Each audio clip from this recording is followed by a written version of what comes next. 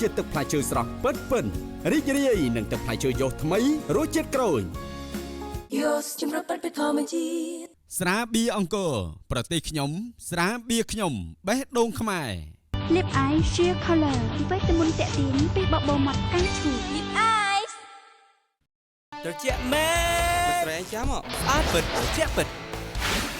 អុកស៊ី លុយមិនទុយក្រូមីមាន DHA ដល់ទៅ6ដងសម្រាប់ការលូតលាស់ខួរក្បាលនិង Prebiotic ការពារប្រព័ន្ធរាងកាយកុមារឲ្យរឹងមាំ នំក្រួយវ៉ាន់វ៉ាន់ពិតជាមានរសជាតិឆ្ងាញ់មែនវ៉ាន់វ៉ាន់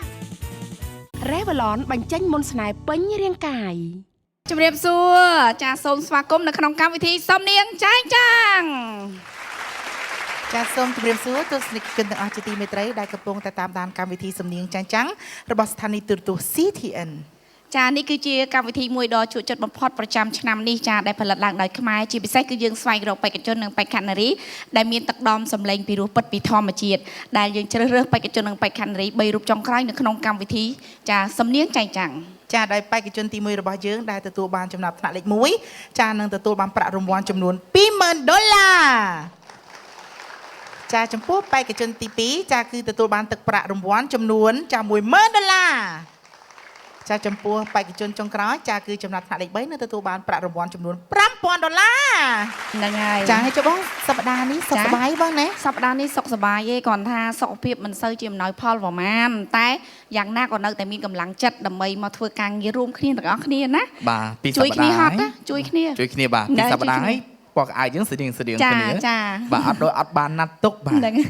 បងដឹងទេចានាងខ្ញុំសប្បាយចិត្តណាបានមកធ្វើជាចាពិធីការនីចានៅពិធីកក្នុងកម្មវិធីនេះ អត់ធុញទេ ចាអត់ទេសប្បាយចិត្តដោយសារការចិត្តទុកដាក់ពីក្រុមការងារចាជាពិសេសនាងខ្ញុំបានចាបទពិសោធន៍ក្នុងការដែលគាត់ដែលគណៈកម្មការរបស់យើងចាបានដាស់តឿនដល់បេក្ខជនធ្វើឲ្យនាងខ្ញុំយកចិត្តទុកដាក់ស្ដាប់ដែរចាពេលចំណុចដែលយើងខុសគឺយើងកែ ចា ខុសគឺយើងកែ ហ្នឹងហើយ ខុសគឺយើងកែ ហើយអ្វីដែលសំខាន់គឺយើងចាស្វែងរកបេក្ខជននិងបេក្ខនារីដែលជាពិសេសអ្នកដែលគ្រងនៅតំណែងសំនៀងចែងចាំងមានតែមួយរូបតែប៉ុណ្ណោះមានកិច្ចសន្យារយៈពេល1ឆ្នាំជាមួយនឹងផលិតកម្មចម្រៀងនៅក្នុងពេលនេះមុននឹងណែនាំជូននៅវត្តមានគណៈកម្មការទាំង4រូបរលីន ចាយើងក៏សូមចាបង្ហាញជូននៅចាសកម្មភាពកាលពីសប្តាហ៍មុន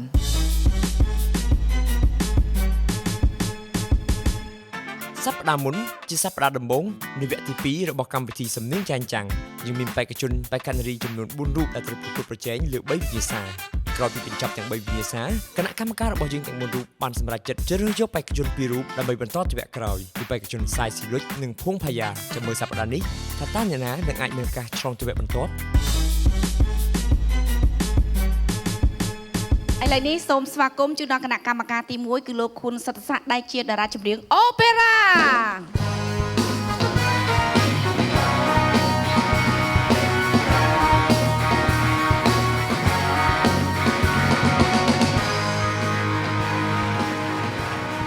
ចាគណៈកម្មការទី2គឺអ្នកនាងមេងកពេជ្ជដាគឺជាកម្ពុជាតារាចម្រៀងប្រចាំប្រទេសកម្ពុជា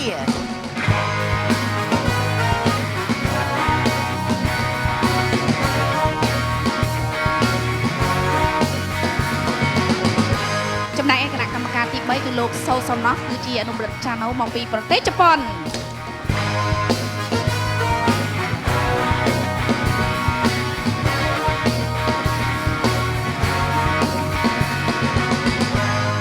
ចាទី4គឺកញ្ញាហងសុជីតាគឺជាតារាចម្រៀងប៉ុប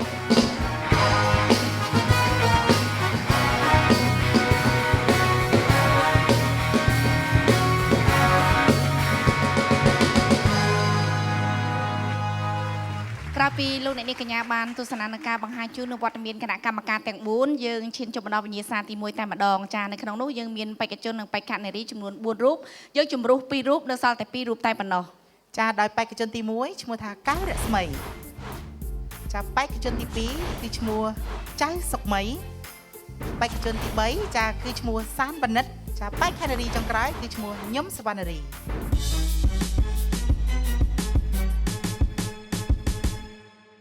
នៅក្នុងពេលនេះសូមអញ្ជើញលោកស្រីអ្នកនាងកញ្ញាជួបបេក្ខជនទី1តែម្ដងចាសូមមកដល់ជាសម្លេងទាំងដៃទាំងអស់គ្នាសូមអញ្ជើញទស្សនាចាសូមអញ្ជើញ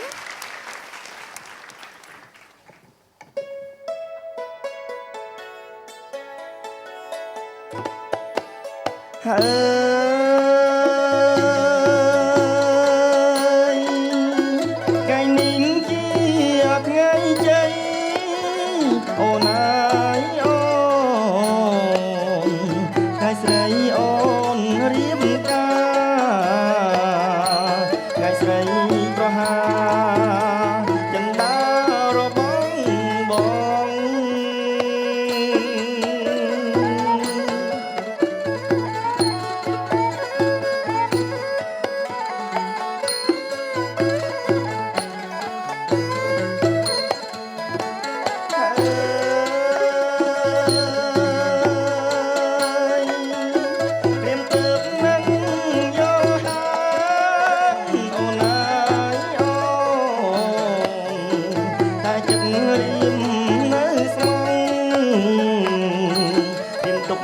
អំបងចងដៃស្រីស្រងស្ងួន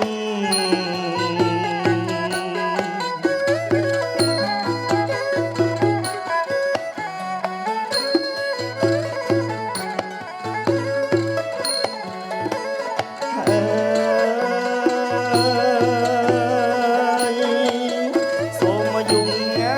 យវងងាំងអូនអើយអូនសុខខាងពលៀងបោអត់ទាំងគូន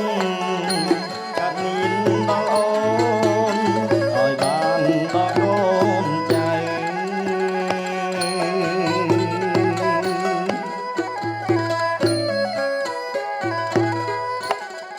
ចាសូមអរគុណដល់បេក្ខជនកែវរស្មីចាជំរាបសួរ ជំរាបសួររស្មីសុខសប្បាយ ញ៉ាំអំបោះចងដៃ អូ ចង់ដៃណាគេអូន ចង់ដៃណាគេ ចងដៃគេដែលរៀបបានរៀបការចោលខ្ញុំ អូ បាញ់មិញ នៅណាមើលមើលនៅណា សូមអបិទទៅបងបងអូនត្រូវរៀបការចូលបងអូយមកយាយ ហាត់លួងគេអញ្ចឹង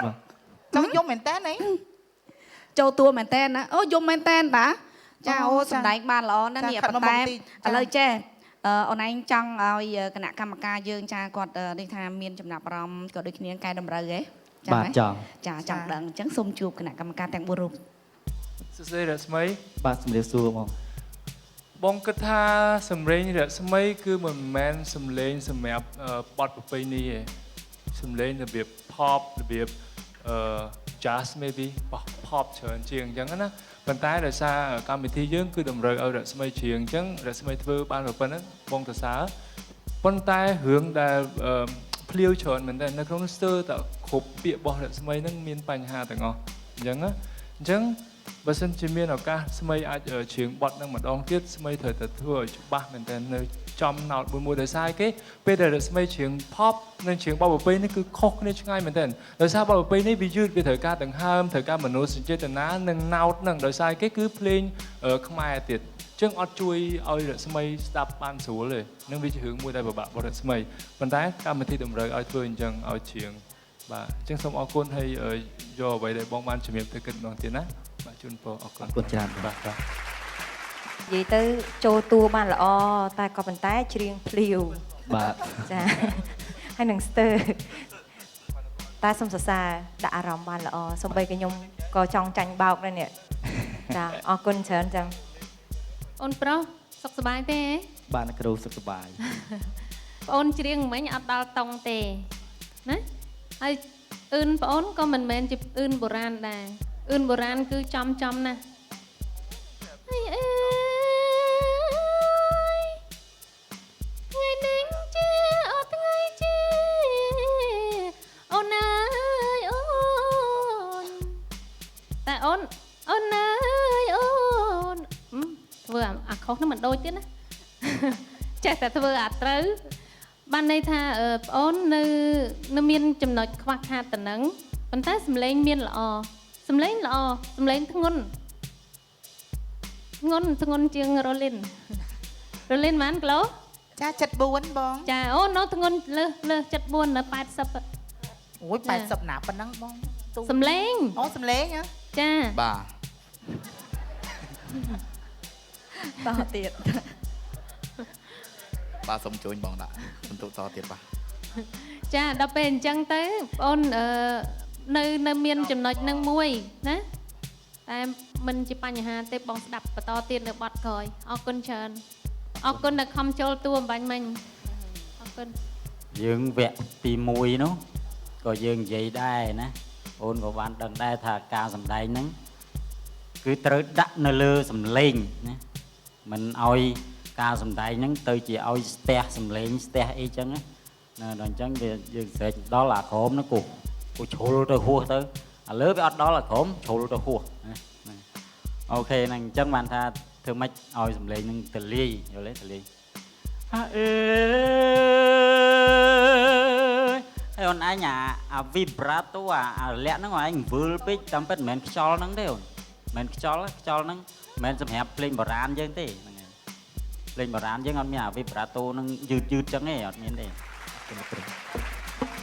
ចាអរគុណដល់គណៈកម្មការចាផ្ដល់នៅចំណុចខ្វះខាតដល់បងអូនប្រុសរស្មីចាដូច្នេះសូមបងប្រុសសម្រាប់ចាសង្ឃឹមថាបងប្រុសនឹងត្រៀមខ្លួនសម្រាប់ចាការសម្ដែងនៅវគ្គទី2ទៀតចាសូមអរគុណណាអូនចាអរគុណចាសូមសម្រាប់សិនចា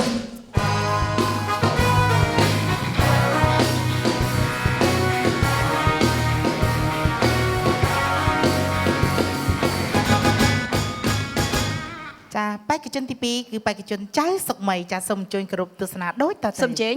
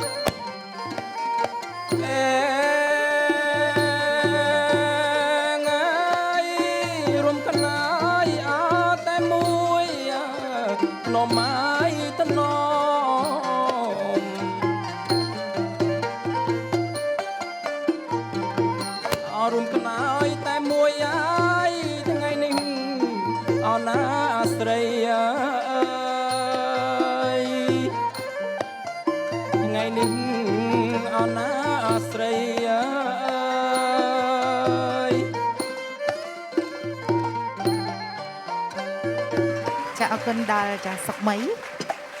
ចានេះហៅម៉ៃចាសុកសប្បាយចាចាយីសុកមីនេះខ្ញុំលើឈ្មោះមិនស្មានតានារីតាហើយស្មាចិនទៀតមកម៉ែអង្គយើងចាសង្ហាណាកពុះកពកក៏បានធ្វើឲ្យចាពិធីការនីដូចនេះខ្ញុំមានអារម្មណ៍ញាប់ញឿចូលចិត្តទេចូលចិត្តអញ្ចឹងចាដើម្បីកុំឲ្យខាត់ពេលយូរចាសូមក្រុមជួយគណៈកម្មការទាំង4រូបផ្ដល់ជាមតិយោបល់ចាសូមជើញចាសួស្តីសុកមីបាទជំរាបសួរបងសុកមីទទួលបានបទហ្នឹងប្រហែលថ្ងៃឬប្រហែលអាទិត្យឬក៏ពេលណាដែរបទនេះទទួលខ្ញុំវឹកហាត់ប្រហែលជាបានកន្លះខែបងកន្លះខែជិះមិនថាសុកមីស្ដាប់បានច្រើនណាស់ត្រូវអត់បាទបងបាទអញ្ចឹងនិយាយទៅគ្រប់ពេលដែលបងអាចជំរាបបានថាបទហ្នឹងគឺសុកមីអត់មានច្បាស់ប្រហែលជា 10% ដែលសុកមីច្បាស់ 90% សុកមីអត់ច្បាស់ទាំងអស់ដោយសារគេគឺគ្រប់ពេលដែលសុកមីលើកមកច្រៀងគ្រប់ឃ្លាទាំងអស់គឺភ្ញាក់ទាំងអស់ចាក់ឃើញចាំមើលក្នុងទូរទស្សន៍បើបងនិយាយខុសគឺគ្រប់ទាំងអស់ជាពិសេសពេលចាប់ផ្ដើមហ្នឹងភ្លេងចាប់ផ្ដើមយើងចាប់ផ្ដើមកត្រាក់មកជឿមកថាយើងអត់ច្បាស់យើងអត់រៀបចំខ្លួនអញ្ចឹងអាបទសំឡេងទាំងអស់ហើយជាបទប្រពៃណីសុកនេះមិនមែនបទដូចសម័យឥឡូវដែលយើងអាចកុហកយើងអាចបន្លែបន្លំឲ្យបានទេត្រូវតែច្បាស់មែនទែនហើយដង្ហើមគឺត្រូវការវែងមែនទែនអញ្ចឹងបងទាមទារឲ្យច្បាស់ក្នុងការច្រៀងឲ្យយើងយល់ថាបទហ្នឹងគេចង់និយាយពីអី គេច្រៀងរបៀបម៉េចឲ្យច្បាស់ខ្លួនយើងព្រោះគ្រប់ clear ទាំងអស់គឺយើងភ្ញាក់មិនចាំមើលទៅទូម្ដងទៀតខ្លួនឯងណាបាទបងគុណបាទអរគុណ សូមសរសើរខ្លះចុះមានអឿនក្រនបើណាខ្ញុំស្ដាប់ទៅអ្នកភ្លេងការល្មមគោយើងចាញ់បងដែរណាហ្នឹងហើយសំខាន់គឺធ្វើម៉េចឲ្យគេស្ដាប់ទៅកុំឲ្យគេតឹងតាមយើងណាបងត្រូវប្រមូលអារម្មណ៍ឲ្យដូចយើងសមាធិអញ្ចឹងណាកុំឲ្យវាតឹងនៅកកនេះតាមពិតបងច្រៀងល្អហើយប៉ុន្តែគ្រាន់ថានៅទៅនេះច្រើនជាងនៅក្នុង diaphragm ដូចខ្ញុំប្រាប់អញ្ចឹងតែគេ diaphragm ណាអូខេអរគុណច្រើនបាទអរគុណ ខ្ញុំគិតថាបទប្រពៃនេះវាពិបាកសម្រាប់បេក្ខជនយើងដែលធ្លាប់ច្រៀងបទសម័យបទពិបាកហើយមុខតានតឹងទៀតពីដំបូងពេលច្រៀងចេញមកភ្លាមគឺតានតឹងហ្មងស្រាប់តែជួបរលីនហើយនឹងជាតិមុខផ្សេងហ្មងមិនក៏មុខអញ្ចឹងពេលច្រៀងជាងការអត់មានអ្នកកដោបងពេលឡើងប្រឡងអត់មានអ្នកកដោទេសំខាន់គឺខ្លួនឯងកដោខ្លួនឯងតែគាត់ធ្វើបានល្អ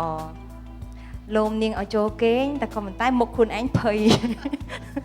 ចង់សម្ដែងចេញពីអីហ្នឹងឯងភ័យខ្លាចនោះនាងលោមមកគេងវិញហ៎តែសំខាន់ធ្វើបានល្អចាសង្ឃឹមថាបត់ក្រោយល្អជាងនឹងទៀតចាអរគុណចាអរគុណចាសុកម៉ៃច្រៀងមានសម្លេងល្អចេះអឿនរបៀបបត់ភ្លេងការត្រឹមត្រូវភ្លេងសុំបន្តិច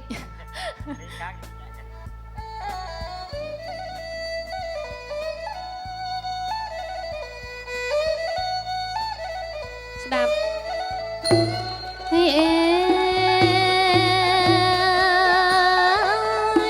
្កាយព្រឹក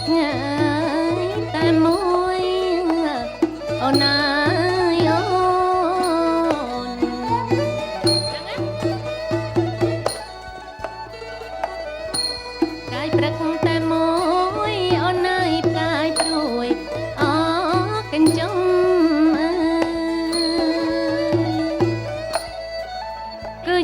មិនចូលចំតំពោមុនគេនឹងទេបើកាលណាយើងចូលអញ្ចឹងទី1វាអត់រសជាតិទី2វាបញ្ញាប់ព្រោះយើងទៅចប់ពីឃ្លាទី1ណាដូច្នេះអាចយើងចូលមុនឬក្រោយឲ្យតែទាន់ចង្វាក់តែសរសើរច្រៀងមានអឿនមានដង្ហើមជារបៀបលក្ខណៈភ្លេងការប្រពៃណីត្រូវហើយខំតទៀតចាអរគុណសូមអរគុណច្រើនដល់សុកម៉ៃណាអូនចាសូមសម្រាប់លោកស្រីនេះកញ្ញាពីកម្មវិធីសូមអនុញ្ញាតសម្រាប់មួយផ្លេតសិនតិចទៀតយើងជួបគ្នាវិញ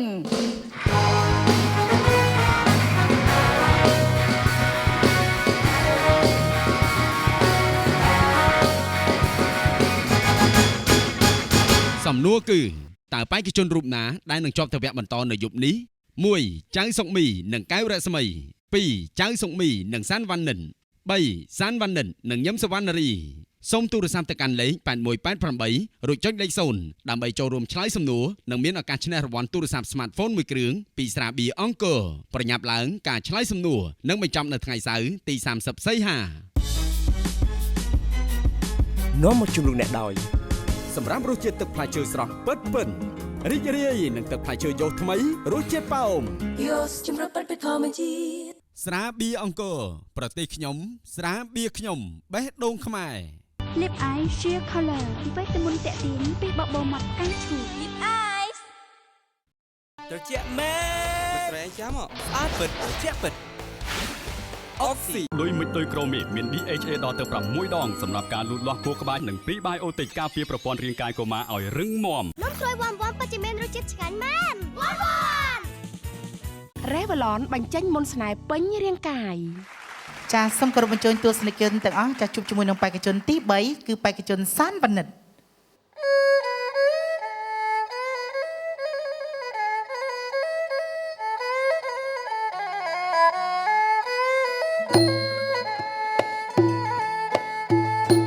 អូចាពូកអើយចាពូអោដាដីច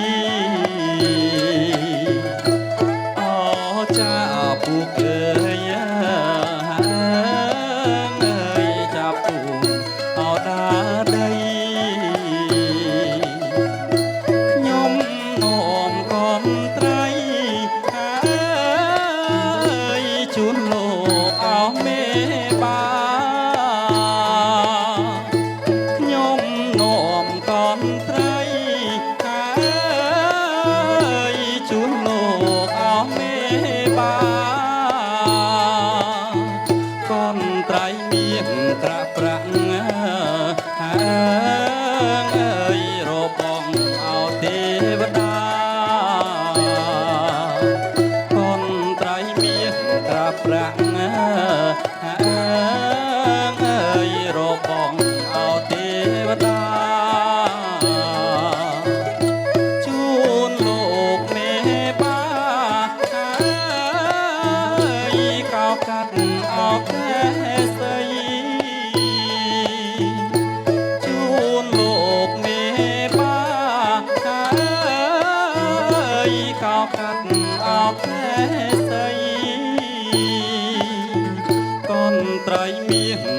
ប្រាក់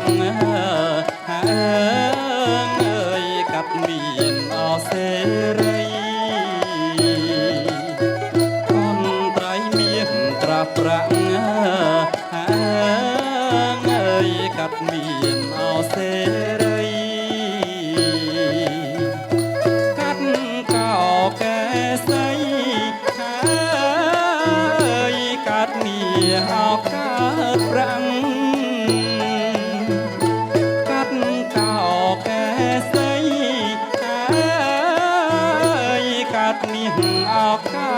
ប្រាំង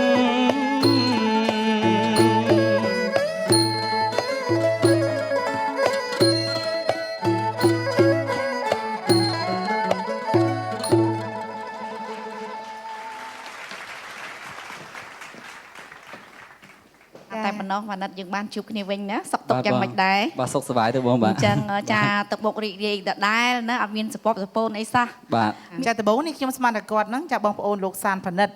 ចាដោយសារនេះខ្ញុំងាយស្រួលចាំឈ្មោះគាត់ចាគឺគាត់ឈ្មោះសានវណ្ណិតចាស្តៀងគ្នា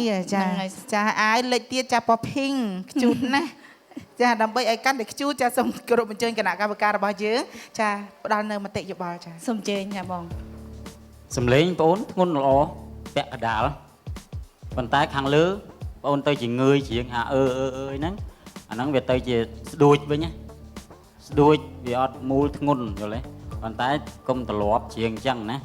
អូនបើនេះទៅអញ្ចឹងវាអត់ដល់ទៀតណាវារៀងស្ទើឈីបន្តិចព្រោះអីបងងើយទៅចេះហាអឺងើយអូចាប់ពូកអើយនៅតែនឹងរហូតហាអើ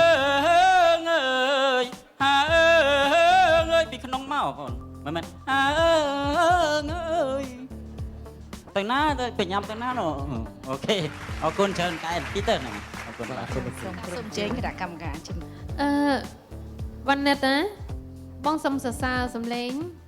មានពេញលក្ខណៈជាសំឡេងបុរសតាំងពីលើកទី1បងសរសើរប៉ុន្តែបងអូននៅខ្វះចន្លោះត្រង់ថាបងអូនច្រៀងត្រង់បទភ្លេងការភ្លេងបុរាណគេអត់ច្រៀងត្រង់ទេអូនណាអានេះមិនមែនបន្ទោសបងអូនទេគេហៅថាមនុស្សយើងមានទេពកោសល្យខុសគ្នាអាចបងអូនច្រៀងបទសម័យត្រូវប៉ុន្តែបទភ្លេងការបទល្ខោនបទនិកេអីគឺមិនងាយទេចាហើយក៏មិនមែនងាយរៀនដែររៀននឹងមិនប្រកាសថាបានល្អដូចតែចេះពិតខ្លួនឯងពីធម្មជាតិដែរហើយមួយទៀតគឺថាបងអូនច្រៀងនៅដូចចាំមាត់រត់មាត់ដូចនិយាយមួយម៉ាត់ទៅគឺយើងរៀនណាមិនមែនដោយផុសចេញពីក្នុងខ្លួនចាអត់អីទេប៉ុណ្ណឹងនៅមានការទស្សទាយតទៅទៀតនៅផ្សល់ឱកាស2ដងទៀតណាចាបត់ក្រោយនឹងល្អជូនពរអរគុណសួស្តីវណ្ណិតបាទជំរាបសួរបងសុខសប្បាយសុខសប្បាយណាបងឃើញអារម្មណ៍នឹងមុខមាត់ល្អណាអូខេបងជំរាបបានច្បាក់របស់វណ្ណិតល្អមែនទែនច្បាស់មួយចំបទច្បាក់ភ្លេងនេះជារឿងល្អប៉ុន្តែបងមានអារម្មណ៍ថាពេលដែលវណ្ណិតច្រៀងទៅដូចជាស្មើពេកមកពីបងគិតថាជា melody របស់បទមួយនិងមួយទៀតសំឡេងរបស់វណ្ណិតដែរវាធ្វើឲ្យស្មើវាអត់មានគ្លីកលាក់ធ្វើឲ្យរលូនស្អាតណាប៉ុន្តែច្បាប់វណ្ណិតល្អមែនទែនហើយសំឡេងវណ្ណិតច្បាស់ហើយនឹងធំល្អបាទអរគុណបងអញ្ចឹងមកន័យថាចំណុចអាក្រក់របស់យើងនោះគឺច្រៀងស្មើតែមានកន្លែងខ្លះក៏ឡើងទៅរៀងស្ទើរដែរមិនមែនថាត្រូវទាំងអស់ទេតែឲ្យសុំសរសើរមួយ កាយវិការល្អរៀបយល់នឹងការសម្ដែងណាមិនច្រើនពេកហើយក៏មិនតិចពេកដែរសមជាអ្នកចម្រៀងប្រពៃណីពេលសម្ដែងបទប្រពៃណីពេលច្រៀងប្រឡងបទប្រពៃណីឥឡូវសង្ឃឹមថាចាំមើលបទក្រោយទៀតតែយ៉ាងម៉េចតែចំពោះនេះខ្ញុំធ្វើបានល្អអរគុណអរគុណអញ្ចឹងសូមចាវណ្ណិតសម្រាប់សិនចុះចាត្រៀមខ្លួន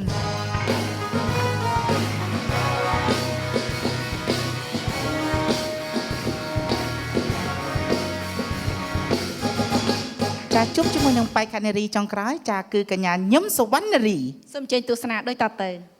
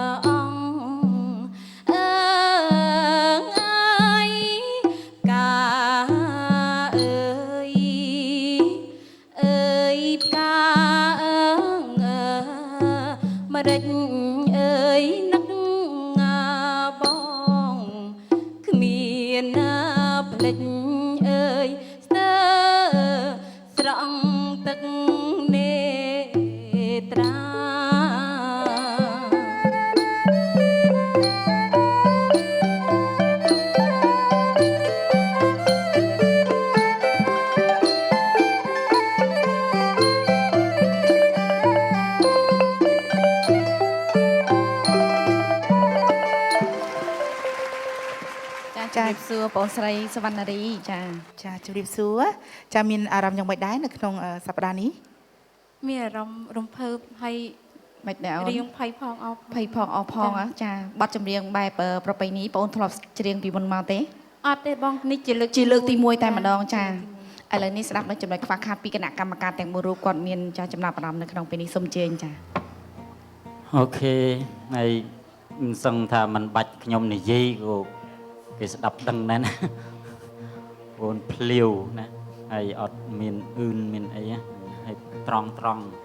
និយាយទៅសំឡេងបងអូនមិនសម្រាប់មហោរីប៉ុន្តែខ្ញុំគិតថាបើសិនជាចេះយើងក៏អាចពុតទៅក្នុងបានដែរប៉ុន្តែតើបើអ្នកខ្លះទៅយើងច្រៀងថាឆាប់ចេះអ្នកខ្លះទៅយូរបន្តិចទៅអ្នកខ្លះក៏អត់បានរហូតទៅណា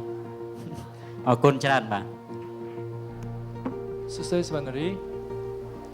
បាទបងគិតថាមិនត្រឹមតែភ្លាវគឺសវណ្ណរីច្រៀងខុសតង់ហ្មងដោយសារបញ្ហាពេលដែលសវណ្ណរីចាប់ផ្ដើមគឺអត់មានមេឡូឌីជួយទេអញ្ចឹងសវណ្ណរីគឺរត់តង់ខ្លួនឯងហ្មងគឺចាប់ផ្ដើមគឺមានតែស្គរជើងស្គរមួយហើយនឹងឈប់ជើងអញ្ចឹងមិនមែនជាមេឡូឌីដើម្បីឲ្យស្រួលក្នុងការចាប់តង់ទេប៉ុន្តែខ្ញុំដឹងសវណ្ណរីព្រោះបទប្រពៃណីនេះគឺជាបទដែលពិបាកមែនតើហើយសវណ្ណរីជ្រើសរើសបទនេះមហោរីបាទដោយសារ វាអត់មាន melody ទៅជួយបានសវណ្ណរីសោះអញ្ចឹងខ្ញុំគិតថាដើម្បីឲ្យច្បាស់បទហ្នឹងគឺត្រូវហាត់ច្រើនមែនទែនជាមួយបងភ្លេងដើម្បីឲ្យយើងស្គាល់ពីតង់របស់យើងពេលស្ដាប់ធរស្ដាប់គាត់សិនស្ដាប់គាត់ហើយចាំយើងយកមកច្រៀងដើម្បីឲ្យពេលដែលយើងចាប់ដើមអត់មានគាត់អញ្ចឹងយើងចាំឲ្យច្បាស់ហ្មងចាំឲ្យពេលដែលយើងរៀននៅសាលាដែលខ្ញុំប្រាប់អាវ៉អីហ្នឹងគឺអញ្ចឹងឃើញទេពេលដែលយើងអត់បានស្ដាប់គាត់ទៅពិបាកយើងអត់ច្បាស់ខ្លួនគាត់យើងថាតង់យើងមិនទេបាទអរគុណថ្ងៃនេះស្អាតបែបទេពអប្សរអរគុណបងតែងាកមកបត់យើងវិញចង់និយាយថាអាគាត់ច្រៀងអើងអើយនោះដូចអត់មានប្រតិគ្នាអត់ព្រោះសោះហើយសំឡេងល្អតែក៏ប៉ុន្តែប្រហែលជាអត់ត្រូវជាមួយបត់ឬមួយក៏ការរៀននឹងវាបានយឺតខ្លីពេករយៈពេលដែលរៀនបត់នឹងប្រហែលដែរប្រហែលជាមួយអាទិត្យជាងបងចាខ្ញុំគិតថាបទមហោរីគឺពិបាកច្រៀងណាមិនងាយណាគេច្រៀងត្រូវទេតែគាត់ធ្វើប៉ុណ្ណឹងក៏សឹងតែអាចនិយាយថាក៏ល្អដែរចាប្រឹងតទៅទៀតអរគុណសួស្តីសវណ្ណរី ចាសួស្តីចាហើយបទមិញហ្នឹងបងអូនច្រៀងអត់តន់ត្រូវត្រង់ថាដង្ហើមនៅខ្លីកុំដកច្រើនពេកដង្ហើមណាចាហើយមួយទៀតខុស melody មិនដឹងថាបងអូនស្ដាប់តាមបទអ្នកណាឯងប៉ុន្តែបងស្ដាប់តាមគ្រូដើមអញ្ចឹងចាប់ផ្ដើមដំបូងមិនសុំតង់ព្រះអាទិត្យព្រះអាទិត្យអាងអើយលិចទៅអាង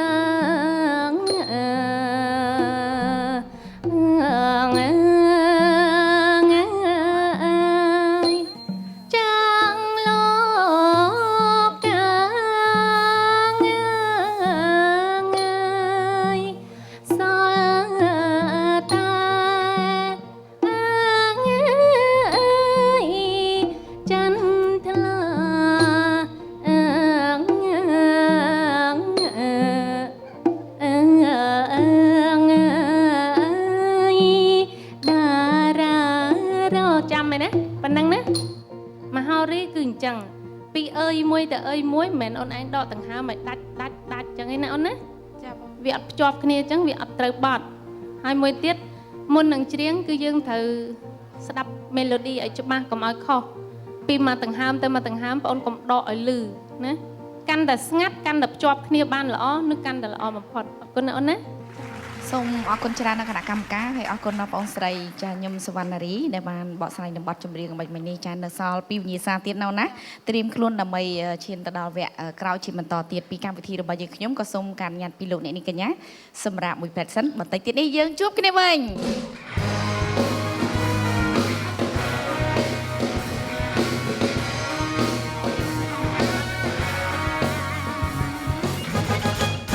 សំណួរគឺតើបេក្ខជនរូបណាដែលនឹងជាប់ទៅវគ្គបន្តនៅយប់នេះ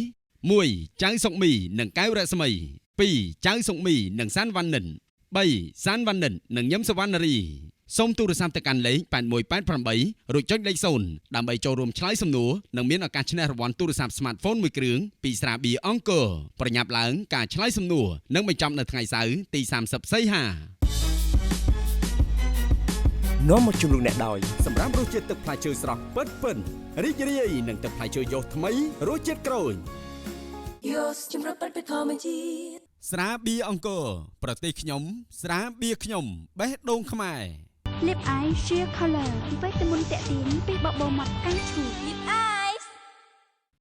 ត្រជាក់មែនមិនស្រែងចាំស្អាតពិតត្រជាក់ពិតអុកស៊ី ដោយមិនដោយក្រូមីមាន DHA ដល់ទៅ6ដងសម្រាប់ការលូតលាស់ខួរក្បាលនិង Prebiotic ការពារប្រព័ន្ធរាងកាយកុមារឲ្យរឹងមាំនំក្រួយវ៉ាន់វ៉ាន់ពិតជាមានរសជាតិឆ្ងាញ់មែនវ៉ាន់វ៉ាន់ Revlon បញ្ចេញមុនស្នេហ៍ពេញរាងកាយខ្ញុំមានអារម្មណ៍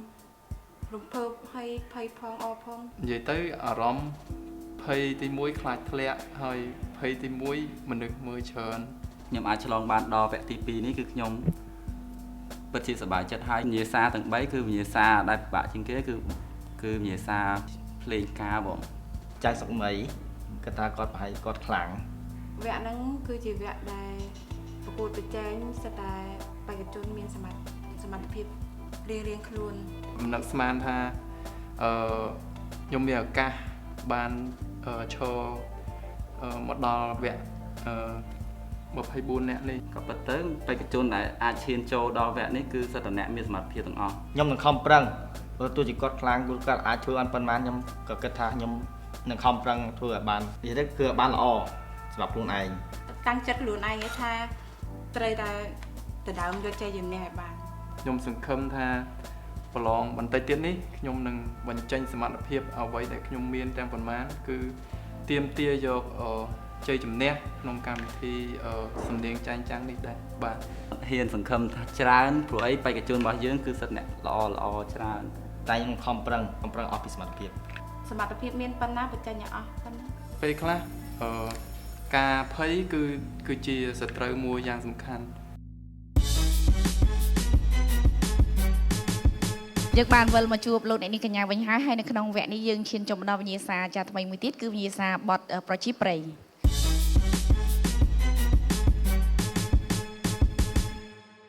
ចាដូច្នេះក៏សូមជួបជាមួយនឹងបេក្ខជនទី1គឺបេក្ខជនកែវរស្មី សូមជើញ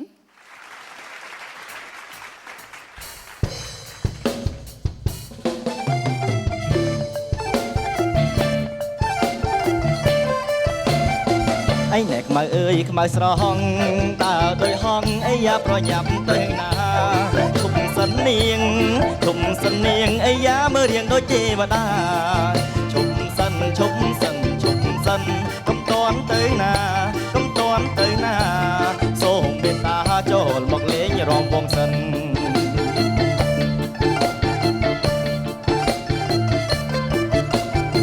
អីយ៉ាអូនតើបងបាហើយអើយមើលពីក្រោយអីណែគួរឲ្យសង្ស័យតើក្រមុំឬមេម៉ាយទើបនឹងលែងប្តីខ្មៅស្រងណាងស្រីប្រលឹងឈ្មោះអីសូមពិសីស្រីប្រណីប្រាប់បងផង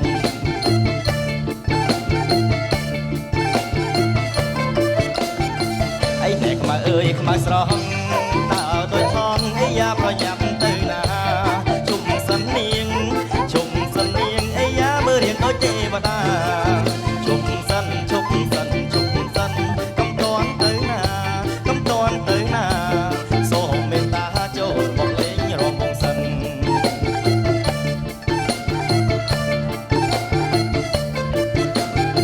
អីយ៉ាអូនដើរបងបាហើយអើយមើលពីក្រោយអីណែគួរឲ្យសង្ស័យតើក្រមុំឬមេម៉ាយទើបនឹងលែងប្តី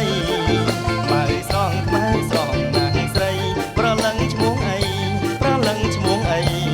សូមពិសីស្រីប្រណីប្រាប់បងផង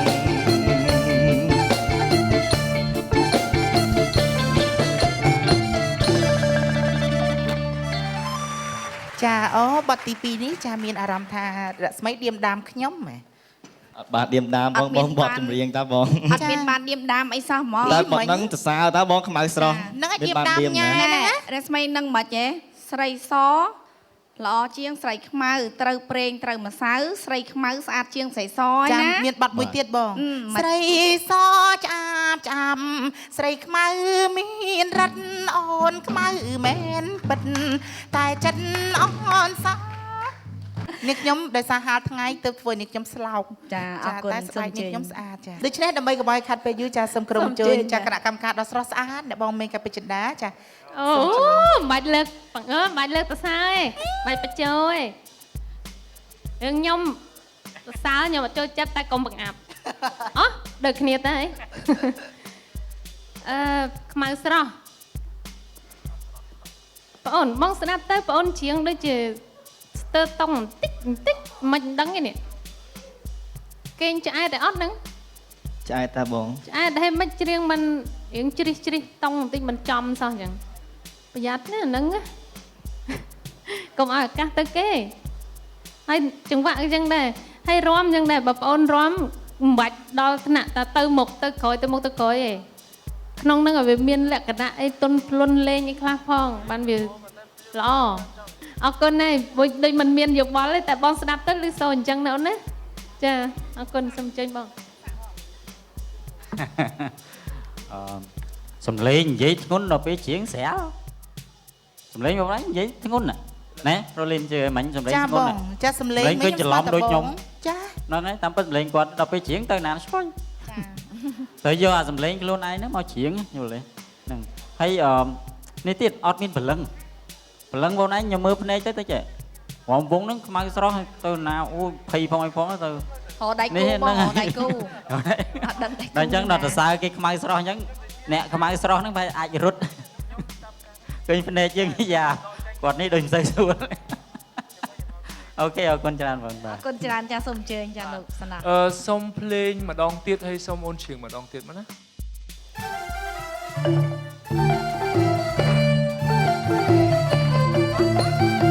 អីណែខ្មៅអើយខ្មៅស្រស់ដើរដូចហងអីយ៉ាប្រញាប់ទៅណាឈប់សិននាងអីយ៉ាមើលរៀនដូចទេវតា បងច្បាស់ហើយថាអូនឯងច្រៀងខុសតុងប្រហែលជាកន្លះតុងអញ្ចឹងមិនបញ្ហាមួយគឺបញ្ហាដែលរស្មីរត់ចាប់ផ្ដើមមកបានចាប់ផ្ដើមមកចំអញ្ចឹងទៅពេលយើងចាប់ផ្ដើមខុសទៅពីដើមដល់ចប់ខុសទាំងអស់អញ្ចឹងណា ជាងគឺចាប់ស្ដាប់តង់របស់ភ្លេងនឹងអត់ឃើញអត់ត្រូវហ្មងបងជាប្រហែលបងស្ដាប់ទៅឃើញថាភ្លាវឲ្យបងដកកាសមកកាន់តែភ្លាវទៀតដឹងតែខុសតង់ទៀតតែពេលបងឲ្យស្ដាប់ម្ដងទៀតកាន់តែច្បាស់ថារស្មីច្រៀងខុសតង់ណាតោះល្អមែនទែនគឺកុំឲ្យខុសហ្មងកុំឲ្យខុសមិនស្ដាប់ទៅគឺវាចាក់តិចវាអត់ចំអាក័ររបស់ភ្លេងណា សូមគិតអានឹងមែនតើហើយអ្វីបងគិតថាសំឡេងក៏ល្អហើយកាយវិការក៏ប្រហែលជាទទួលយកបានគ្រាន់ថាអាតុងហ្នឹងគឺបងស្ដាប់ទៅពី3ដងបងចឹងមិនបងបញ្ជាក់ម្ដងទៀតឲ្យច្បាស់បាទអរគុណចាចំពោះបងវិញបងក៏ស្ដាប់ឃើញសំឡេងស្រាលហើយនឹងស្ទើរស្ដាប់ដូចគាត់អញ្ចឹងដែរតែហើយណាមួយបទរំវងគឺជាបទមួយដែលស្រួលមិនមែនពិបាកដូចបទប្រពៃណីមហោរីអីទេគឺបទរំវង សឹងថាអ្នកធម្មតាក៏គាត់អាចច្រៀងបានដែរតែសំខាន់គឺចាប់តង់ឲ្យច្បាស់អូខេកាយវិការល្អអរគុណចាសូមអរគុណច្រើនចាអញ្ចឹងបងអូនរស្មីត្រៀមខ្លួនដើម្បីទៅវិញ្ញាសាមួយទៀតនៅណាចានៅសាលតែមួយវិញ្ញាសាតែប៉ុណ្ណោះសូមឲ្យសំណាងល្អសូមសម្រាប់អញ្ជើញចាអូន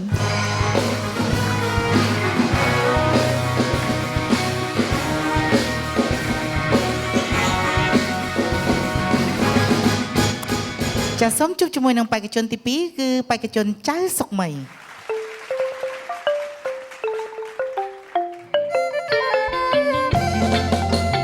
រាដែលបងសរសេរទៅថាឲ្យពីពៅនាងប្រញាប់មកដេញឡើយបានស្រីពុនលោកដេញឡើយបានស្រីពុនលោកឲ្យបងស្វែងរកចំបែងឯកាឬមួយស្រីនាងគិតយ៉ាងណាឬមួយស្រីនាងគិតយ៉ាងណាបានជាពងងារនាងនៅបងអង្គស្ដាយណាស់មិនបានមកភ្លេចរំវង ស្ដាយណាស់មិនបានមកភ្លេចរំវងស្រីស្រងមានទ្រង់ដូចជាវងចន្ទ្រា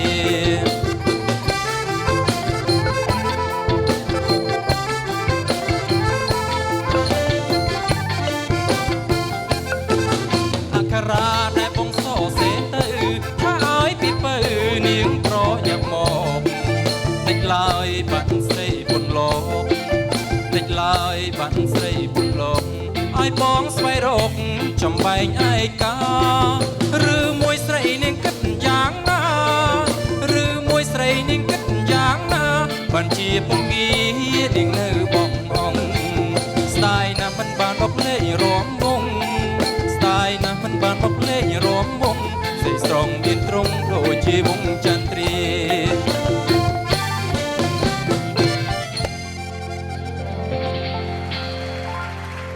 បើនិយាយអំពីបទចម្រៀងរំវងរំក្បាច់សារវ័នឡំលាវថ្ងៃបនចូលឆ្នាំខ្មែររលីនចាបើតាមភូមិមួយរំឡើងហុយដីដលោហ្មងចាចូលឆ្នាំខ្មែរជាមួយនេះខ្ញុំចារំតាំងពីម៉ោង 5 ល្ងាចរហូតដល់ម៉ោង 4 ភ្លឺបងមែនតានិយាយមែនចា7 ម៉ោងចាដូច្នេះចាដើម្បីចង់ដឹងថាតើចំណុចខ្វះខាតរបស់បងប្រុសចាមានចំណុចត្រង់ណាដែលគណៈកម្មការត្រូវបន្ថែមចាសូមគោរពអញ្ជើញអូខេ ខ្ញុំគិតថាអ្វីដូចឥឡូវខ្ញុំសុំជប់ប៉ាអ្នកណាឈ្នះអ្នកនោះនិយាយមុនគណៈកម្មការ 1 2 3 1 2 3 1 2 3 ខ្ញុំចង់ដឹងមែនតើសុំភ្លេងតែទេអត់ច្រៀងហើយអូនឯងរំ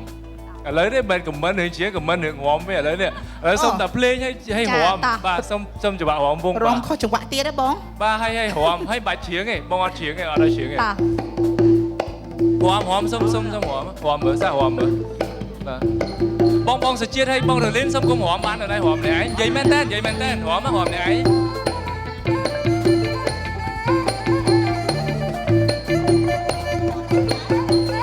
ាទ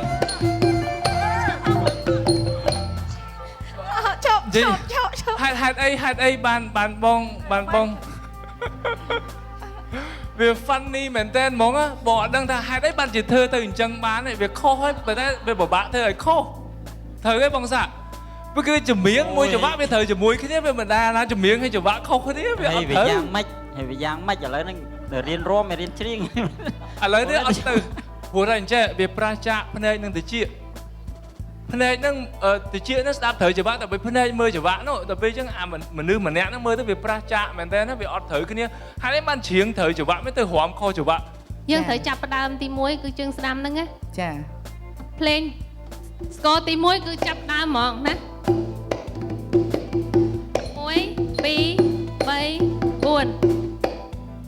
3 4កុំមកឈប់បើបញ្ជាពួតតែអញ្ចឹងបញ្ជាហ่ะចាហ្នឹងបើបញ្ជាមួយទៅមុខមួយទៅក្រោយណាអក្ខរាដែលបងសរសេរទៅឲ្យស្រីបែនាងប្រញាប់មកតែអ្វីបានជាស្រីគុណលោក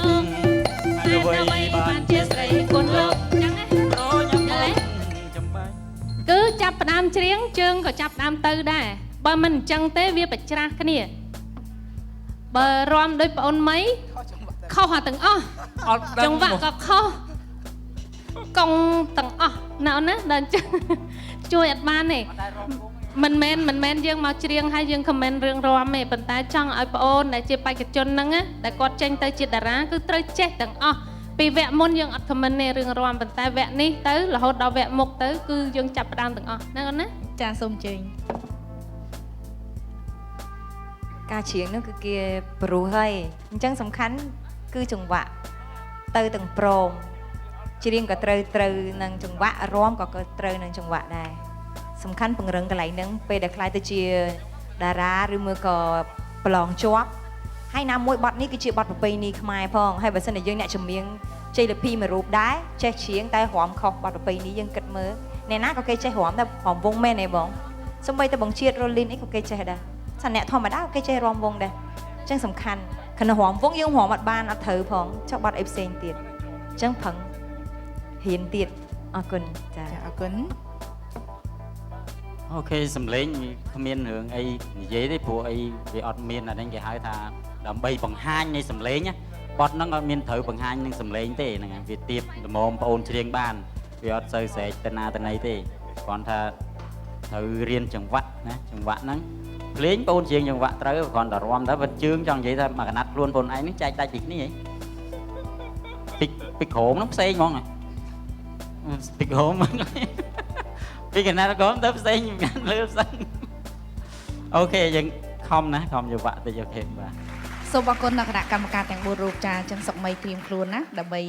យើងនៅវគ្គនៅមុនសមវគ្គទៀតណាចាដូច្នេះពីកម្មវិធីសូមសម្រាប់មួយផ្លែតសិន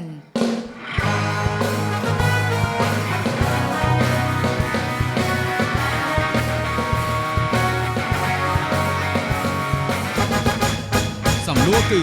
តើបេក្ខជនរូបណាដែលនឹងជាប់ទៅវគ្គបន្តនៅយប់នេះ1ចៅសុកមីនិងកែវរស្មី2ចៅសុកមីនិងសាន់វ៉ាន់និន3សាន់វ៉ាន់និននិងញឹមសវណ្ណារីសូមទូរស័ព្ទទៅកាន់លេខ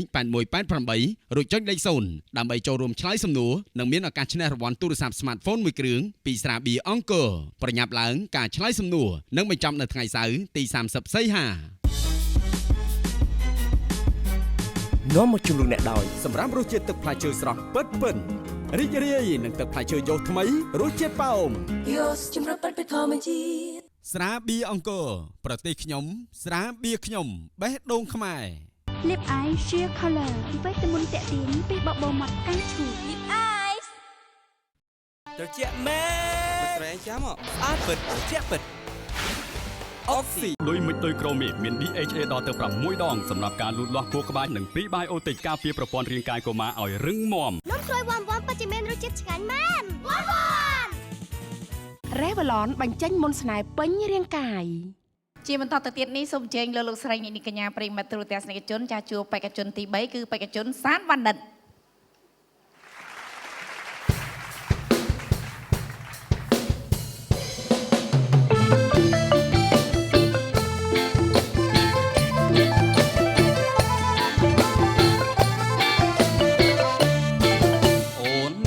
កុំកាចពេកណាឃើញប្តីមិនថាជីវ៉ាកំខ្លាំងដៃពេកអូនអើយកុំកាចពេកណាឃើញប្តីមិនថាជីវ៉ាកំខ្លាំងដៃពេកអាងអីអាងតែយំស្រែកអាងអីអាងតែយំស្រែករឿងមិនឃើញនៅភ្នែកចុះជាយកឈ្នះបងភ្លាមអូនអើយកុំជឿគេផ្សេងអ្នកប្រយ័ត្នប្តីលែងស្ដាយខ្លួននៅក្មេងមេម៉ាយអូនអើយអ្នកកុំជឿប្រយ័ត្នប្តីលែងស្ដាយខ្លួននៅក្មេងមេម៉ាយកុំកាចពេកណាឆ្លំឆាយកុំកាចពេកណាឆ្លំឆាយអ្នកប្រយ័ត្នមេម៉ាយហើយកុំយកស្ដាយក្រោយណាអូនណាយកុំប្រច័ណ្ឌពេកប្រច័ណ្ឌចម្លែកថ្លៃជាងគេម្លេងស្រីអូនណាយណែកុំប្រច័ណ្ឌពេកប្រច័ណ្ឌចម្លែកថ្លៃជាងគេម្លេងស្រីយល់ហើយថាអូនស្រឡាញ់ប្តីយល់ហើយថាអូនស្រឡាញ់ដីណែកុំកាចពីស្រីប្រយ័ត្នដីលែងចូលផ្ទះ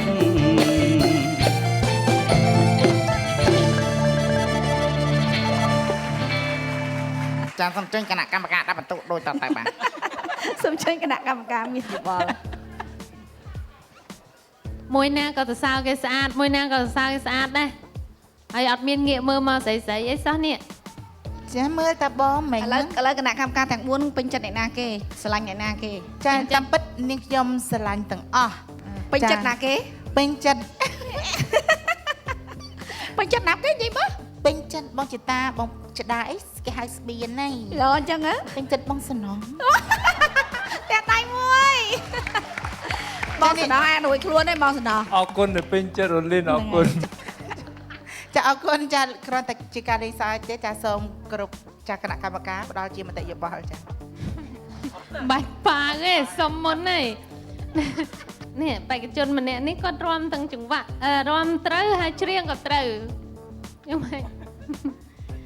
តែមិនឃើញមួយហ្នឹងអញ្ចឹងបញ្ជាក់ម្ដងទៀតចង្វាក់ខ្មែរយើងមិនមែនចេះតែរាំទៅមុខទៅក្រោយទៅមុខទៅក្រោយបានហៅតែរាំទេ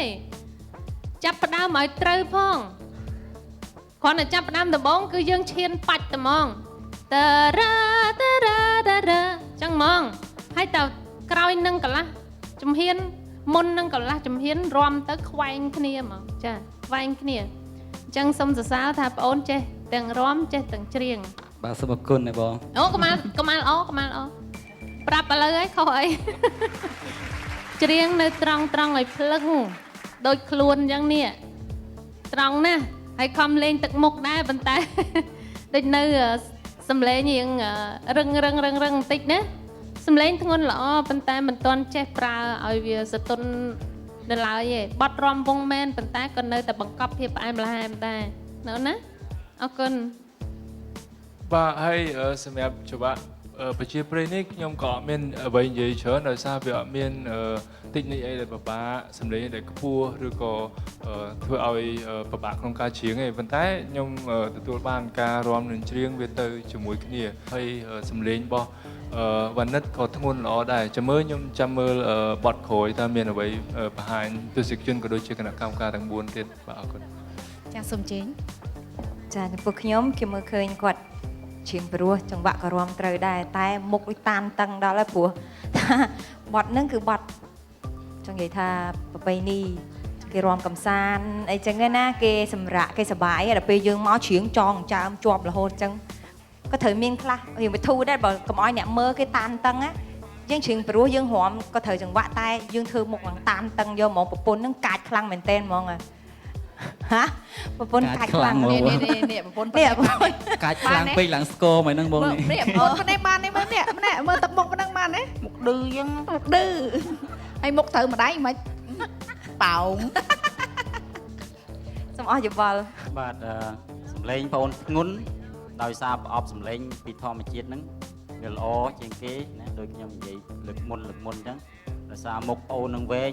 ឆ្អឹងហ្នឹងវាល្អណាគៀមណាក្បាលលាក្បាលអីកន្លែងស្អីហ្នឹងគាត់ដើរណាប៉ុន្តែធ្ងន់ហ្នឹងមិនចង់និយាយថាដុំថ្មធ្ងន់បដ ாய் មែនទេធ្ងន់ហ្នឹងឲ្យវាអណ្ដែតដុំថ្មអណ្ដែតអូនមិនដុំថ្មលិចទេណាដោយបងអូនជាងឲ្យតែដល់ពេលឡើងបងអូនឡើងតាមហ្នឹងហើយតាមពិតអត់ទេបងអូនត្រូវមានអារម្មណ៍ចុះទៅវិញយល់ទេជាងអូនហើយកុំកាចពេកណាឃើញប្តីមានថាជីវ៉ាកុំខ្លាំងដៃពេកកុំឡើងដល់នេះពេ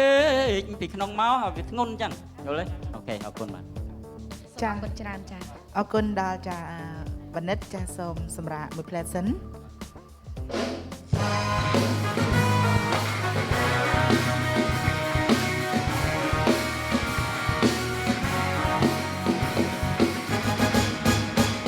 ាបន្តទៅទៀតនេះសូមអញ្ជើញលោកអ្នកនាងកញ្ញាជួបបេក្ខនារីចាទី 4 គឺបេក្ខនារីញឹមសុវណ្ណារី ចាសូមអញ្ជើញ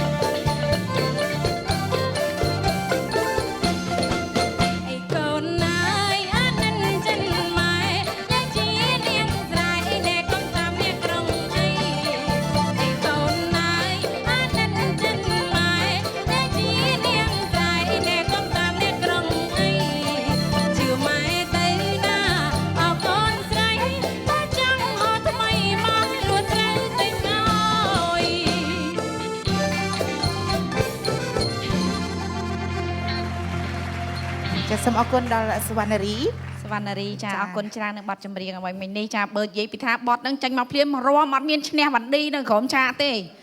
រាំបកែរាំជាងគេហ្មងមកស្ទីឌីយោហ្នឹងចាតាមពិតភាសាយើងធ្វើអញ្ចឹងចាគឺជួយបន្លប់អារម្មណ៍ទៅថាយើងហត់នឿយចានេះខ្ញុំឲ្យតែពេល break នេះខ្ញុំជួយចាត់ច្រៀងហ្នឹងហើយចាគ្រប់ពេលគ្រប់វេលាហ្មងចាឃើញថាសវណ្ណារីចានៅក្នុងវគ្គនេះមានភាពជឿជាក់ខ្លួនឯងមែនតើចាប៉ុន្តែនេះខ្ញុំអត់ទាន់ដឹងថាតើគណៈកម្មការគាត់មានយោបល់យ៉ាងណានោះទេចាសូមអញ្ជើញចា សួស្តីសវណ្ណារីស្វាគមន៍នៅវគ្គទី 2 នេះសវណ្ណារីធ្វើបានល្អមែនទែនបូករួមពេលដែលចុះមកខ្ញុំឃើញការស្លៀកពាក់រៀបចំខ្លួន professional ល្អមែនទែនមើលទៅឃើញស្អាតត្រជាក់ភ្នែកទាំងសម្លេងនិងកាយវិការហើយវាពិបាកក្នុងការនិយាយដោយសារបទហ្នឹងវាអត់មានអីដែលពិបាកដែលធ្វើឲ្យពិបាកក្នុងការច្រៀងព្រោះជាបទប្រពៃណីរំវង់សប្បាយៗហើយវាចំនឹងអ្វីដែលសវណ្ណារីកំពុងតែធ្វើហើយខ្ញុំចង់បានអញ្ចឹងខ្ញុំស្រឡាញ់ទាំងអស់ការតុបតែងខ្លួនរូបភាពលេងជាមួយឆាករៀបចំចង្វាក់រាំនិងច្រៀងល្អមែនតើបាទអរគុណបងបាទធ្វើបានល្អអត់មានអីនិយាយក្រៅពីថាធ្វើបានល្អព្រោះអត់មានអីខុសផងច្រៀងក៏ត្រូវស្ដាប់ប្រូក៏បានចង់និយាយពីអីគឺយល់ហើយសំខាន់គឺល្អតែអានេះមកពីបទស្រួលណាបទប្រពៃណីបទរំវងចាំមើលបទក្រោយទៀតថាធ្វើល្អអញ្ចឹងទៀតអត់ចាអរគុណចាអរគុណចេះសវណ្ណារីចាបទប្រជាប្រិយយើងមិនទៀមទាឲ្យយើងនឹងប្រើអារម្មណ៍ដូចថាដោតគេហៅថាស្ងួតស្ងាត់អីទេព្រោះជាបទសបាយអញ្ចឹងមើលមុខបងអូនពេលខ្លះបងអូនដូចជាប្រឹងគិតរកប៉ារ៉ូលមិនដឹងទេអាហ្នឹងវាជាទម្លាប់មួយថ្ងៃក្រោយបើសិនបងអូនទៅជាអ្នកចម្រៀងណាច្រៀង ចេញច្រៀងឆ្វាច់គឺយើងត្រូវបង្ហាញទស្សនិកជនឲ្យបានសប្បាយមើលឃើញមកមើលមកយើងហ្នឹងគឺជាផ្ទាំងសម្ពុតរឿងមួយណាផ្ទាំងសាច់រឿងមួយមិនមែនប្រះចាកពីច្រៀងពីសាច់រឿងច្រៀងហើយនឹងមុខយើងផ្សេងទេណាអូនណាចាបងចាបាត់មិញហ្នឹងនិយាយពីការបដៅកូនឲ្យស្គាល់ប្រពៃណីទំនៀមទម្លាប់ស្លៀកពាក់ឲ្យល្អអីចឹងទៅអញ្ចឹងបងអូនអាចលេងទឹកមុខកមិចកម៉ើមអ្នកកូនណាយអាណិតចិត្តម៉ែអីចឹងណាចាបងចា បត់នឹងមិនខ្ពស់ប្រហែលទេហើយអូនបញ្ញាប់នេះពេកបញ្ញាប់អាសំឡេងខាងលើសំឡេងខ្មោចហ្នឹងសំឡេងក្បាលហ្នឹងវានេះពេកបញ្ញាប់បន្តិចក៏លួចដែរពី3នេះសោះពី3ណោតសោះហ្នឹងយើងច្រៀងឲ្យខ្លាំងទៅបណ្ដោយទៅវាអត់ខ្ពស់ទេមានត្រូវអីស្រែកផងណាអាហ្នឹងដល់អញ្ចឹងទៅវាស្ដាប់អត់ព្រោះគាត់តែប៉ុណ្្នឹងនេះអរគុណបាយសូមអរគុណចាលោកស្រីនាងកញ្ញាក្រោយពីបងស្រីចាសវណ្ណារីបានបកស្រាយនៅបទចម្រៀងមិញនេះហើយនឹងសល់មួយវិញ្ញាសាទៀតនៅវគ្គក្រោយពីកម្មវិធីរបស់យើងក៏ខ្ញុំក៏សូមអនុញ្ញាតសម្រាប់ពីលោកនាងកញ្ញាមួយផ្លែតសិន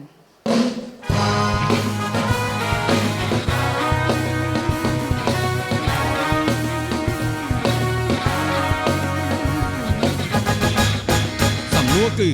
តើបេក្ខជនរូបណាដែលនឹងជាប់ទៅវគ្គបន្តនៅយប់នេះ1ចៅសុកមីនិងកែវរស្មី2ចៅសុកមីនិងសានវ៉ានិន3សានវ៉ានិននិងញឹមសវណ្ណារីសូមទូរស័ព្ទទៅកាន់លេខ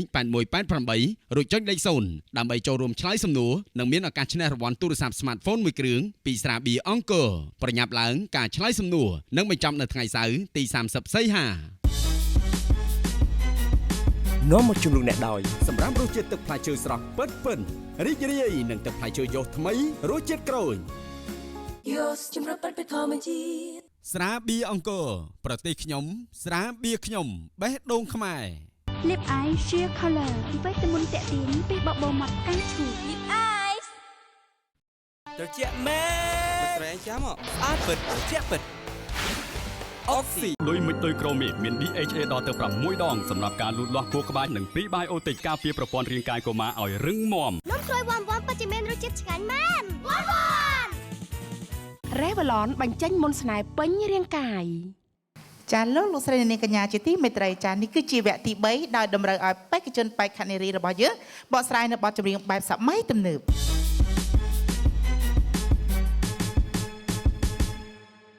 នៅក្នុងពេលនេះសូមនាំអារម្មណ៍អស់លោកអ្នកនាងកញ្ញាជួបបេក្ខជនទី1គឺបេក្ខជនកែវរស្មីសូមអញ្ជើញ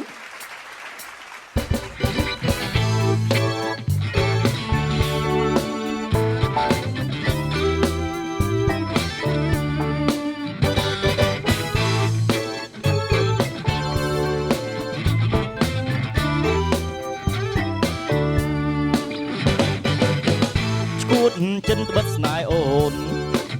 ស្រហនំនូនសូមមេត្តា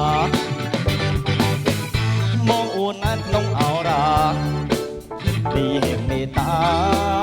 នឹងបានស្ដាកស្រានបងទេតាសពថ្ងៃបងស្រមៃខំកបចង់បានប្រានបានខ្លួនស្រហនំនូនមកជាគូគំ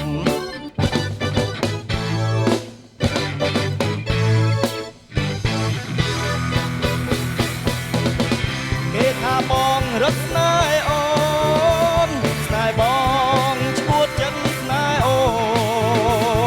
នគេថាបងរត់ស្នេហ៍មានមេស្នេហ៍បងឈួតចិនស្នេហ៍អូបងរត់ស្នេហ៍មានមេស្នេហ៍បងឈួតចិនស្នេហ៍អូន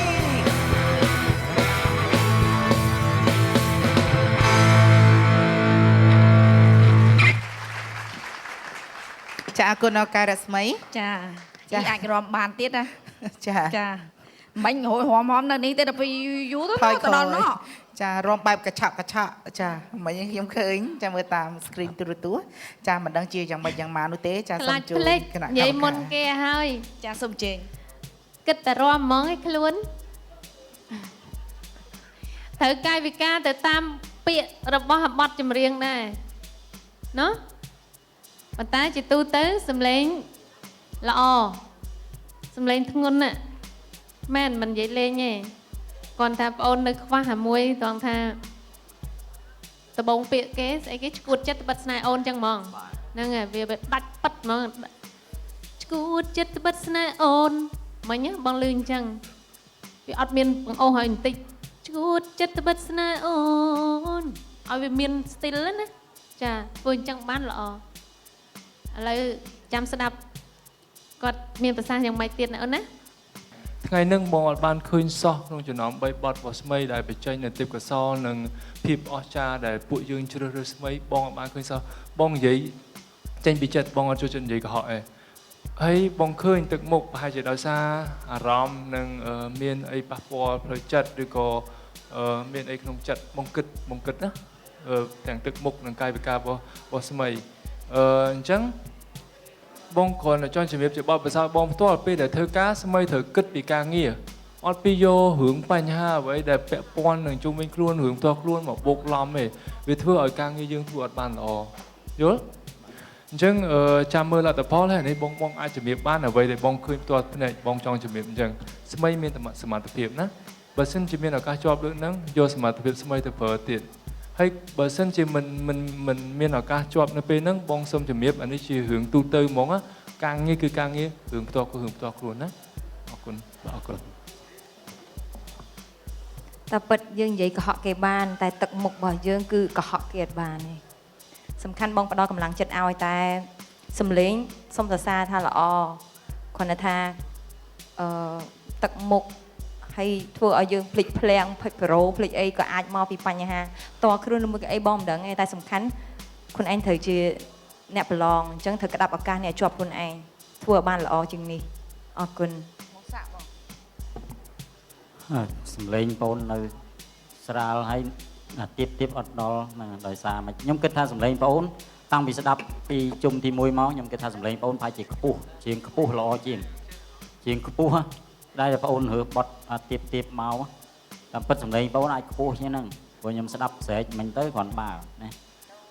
អរគុណបងបាទសូមអរគុណអញ្ចឹងបងអូនត្រៀមខ្លួនស្ដាប់នៅការប្រកាសលទ្ធផលនៅវគ្គក្រោយសម្រាប់សញ្ចនណា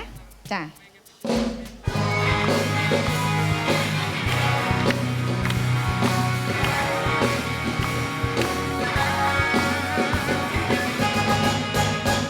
ចាបេក្ខជនទី2សូមជួបជាមួយនឹងបេក្ខជនចៅសុកមីសូមអញ្ជើញ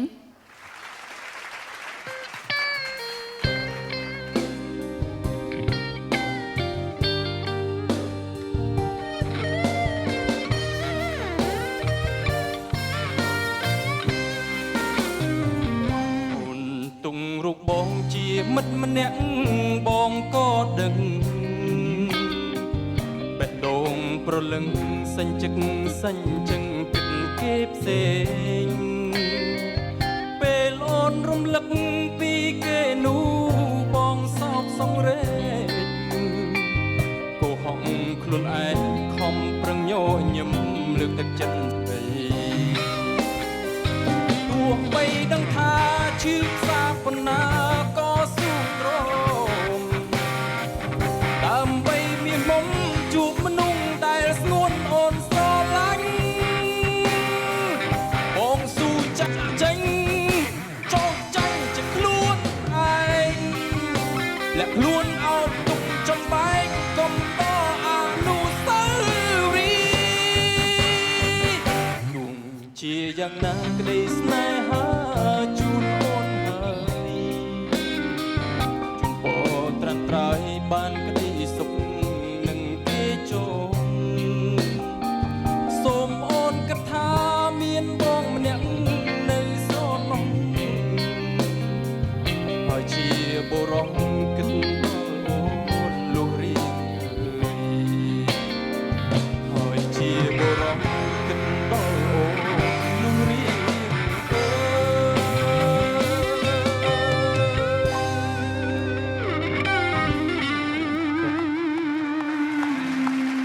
សូមអរគុណច្រើនចាបេក្ខជនដែលបានបកស្រាយនៅបទចម្រៀងអំបញ្ញមិញនេះចាសូមខិតមកខាងមុខទីមកអូនចាបញ្ចិតបទនេះណាដោយសារចាបទនេះគឺជាបទលោកសពូនមីដាដាចានេះខ្ញុំជួយចិត្តស្ដាប់ពេលដែលខ្ញុំរៀននៅមហាវិទ្យាល័យ អញ្ចឹងចាឥឡូវនេះចាសុកមីសូមស្ដាប់គណៈកម្មការទាំង4រូបចា សុកមីអី បាទបង វិលមកវិញហ៎តាំងស្មារតីណា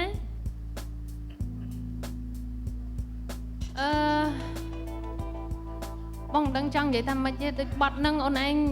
ច្រៀងធ្វើឲ្យបងពេញចិត្តដល់ហើយ អរគុណច្រើនបង ចាខ្លីបង អត់ខ្លីមានន័យចាអ្នកអត់បានបើចាំក្រោយ បងសាចាំបងជើញបាទបងបាទ អូខេបងអូនច្រៀងកនបើណាហើយសូមជូនពរដែរប៉ុន្តែមានចំណុច2ដែលខ្វះខាតអូនច្រៀងតាមគេពេកអា2ហ្នឹងអាហ្នឹងខ្ញុំបង្រៀនតាំងពីវគ្គមុនម៉េះខ្ញុំស្រឡាញ់ no ស្រឡាញ់ណាហើយអនុសាវរីយ៍អូនឯងសាវរីយ៍មិនសាវរីយ៍ហើយស្រឡាញ់ហ្នឹងបើជាងស្រឡាញ់ហ្នឹងវាបិទខ្ជិបអស់ហើយនេះស្រឡាញ់អុយយកទៅណាហ្នឹងស្រឡាញ់ណាចាំអូខេមកអរគុណ ទូកាមេរ៉ាបងសូមជ័យលោកសដាចា បាទសុកមីពេញចិត្តនៅខ្លួនឯងច្រៀងបទហ្នឹងហ៎អត់និយាយតាមត្រង់ខ្ញុំអត់ពេញចិត្តត្រង់ refrain បង អូខេឯងស្រែកត្រូវហ៎ដូចគ្នាហើយបងសួរអញ្ចឹងព្រោះបងចង់ឲ្យសុកមីច្បាស់ថាកន្លែងណាដែលយើងមានទំនុកចិត្តថាយើងច្រៀងត្រូវកន្លែងណាដែលយើងច្រៀងអត់ត្រូវហើយអត់ច្បាស់អញ្ចឹងបងឃើញភាគច្រើនពេលដែលសុកមីស្រែកគឺសុកមីកំហឹងហ្មងប៉ុន្តែសុកមីស្ដាប់ខ្លួនឯងដូចកំពុងតែខឹងមនុស្សស្រីហ្នឹងអញ្ចឹងពេលដែលយើងស្រែក refrain ហ្នឹងពេលដែលបាត់ដំបងល្មមណោតទៀតអូខេនឹង sweet ផ្អែមល្ហែមដូចអ្វីដែលយើងចង់នេះអញ្ចឹងយើងលួចស្រឡាញ់គេស្អីអញ្ចឹងប៉ុន្តែដល់ពេលទៅដល់លើក៏ដូចយើងកំពុងខឹងចង់វាយមនុស្សស្រីហ្នឹងអញ្ចឹងមិនមែនជាគិតដល់គាត់ឬក៏លួចស្រឡាញ់គាត់ឬក៏នៃអញ្ចឹងទេសុំមិនស្ដាប់ប៉ុណ្ណឹងឲ្យច្បាស់អញ្ចឹងវាអត្តន័យហ្នឹងនឹងអាកំហឹងដែលយើងស្រែកហ្នឹងគឺវាអត់ត្រូវគ្នាសុំមិនដូចគ្នាការគិតទូស្គាល់ដូចគ្នាអរគុណបង ចំពោះខ្ញុំពេញចិត្តគាត់ត្រង់ថាគាត់ឆ្លើយត្រូវនឹងពេលដែលខ្ញុំស្ដាប់ពេល refrain គាត់កំហុសមែនចាគាត់ពេញចិត្តកន្លែងហ្នឹងបានន័យថាគាត់ដឹងខ្លួនឯងពីកំហុសរបស់គាត់អញ្ចឹងថ្ងៃក្រោយកែកន្លែងហ្នឹងព្រោះបានន័យថាយើងយល់ពីកំហុសយើងដឹងថាយើងត្រូវកែកន្លែងណាធ្វើមិនឲ្យល្អឲ្យកាន់តែ perfect ទៀតចាអរគុណច្រើននៅគណៈកម្មការទាំង4រូបចាស់សុកមីទៅណាខិតខំប្រឹងប្រែងទោះបីជាប់ឬក៏មិនជាប់ក៏ដោយចាំស្ដាប់ការប្រកាសលទ្ធផលចាដូច្នេះពីកម្មវិធីសូមសម្រាប់មួយផ្លែតសិន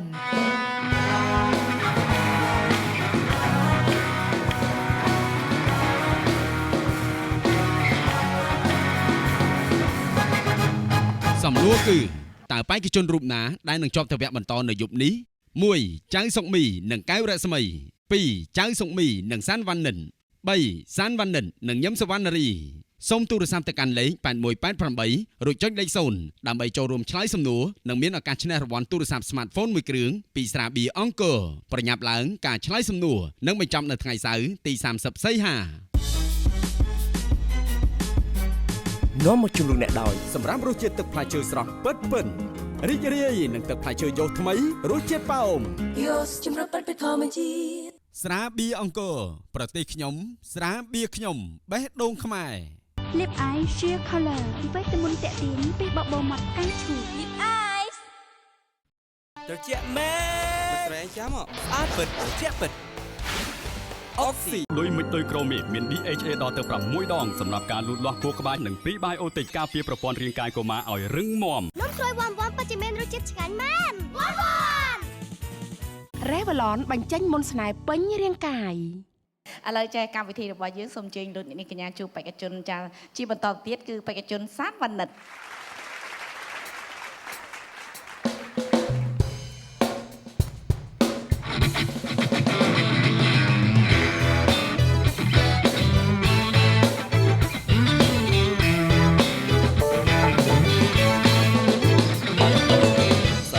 បងនឹងទៅរកអូនហើយ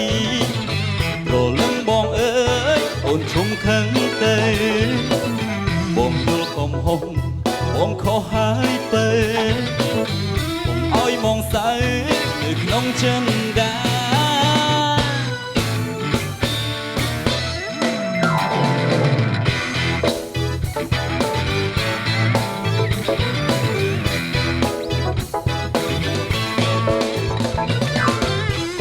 តិចតួច អូនចុះចោលបងដេចក៏នួនល្អមិនរីគិតសិនរឿងនេះមិនគួរអូនឯងប្រកាន់យករឿងប្រច័ណ្ឌនឹងបង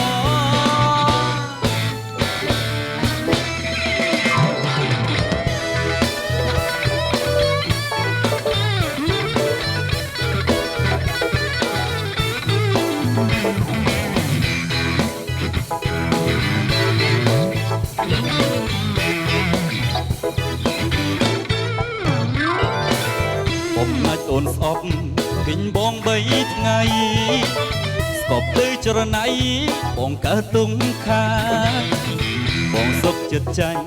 អូនហើយជីវ៉ាឲ្យបងសេចក្ដីឈប់ធ្វើខុសហើយ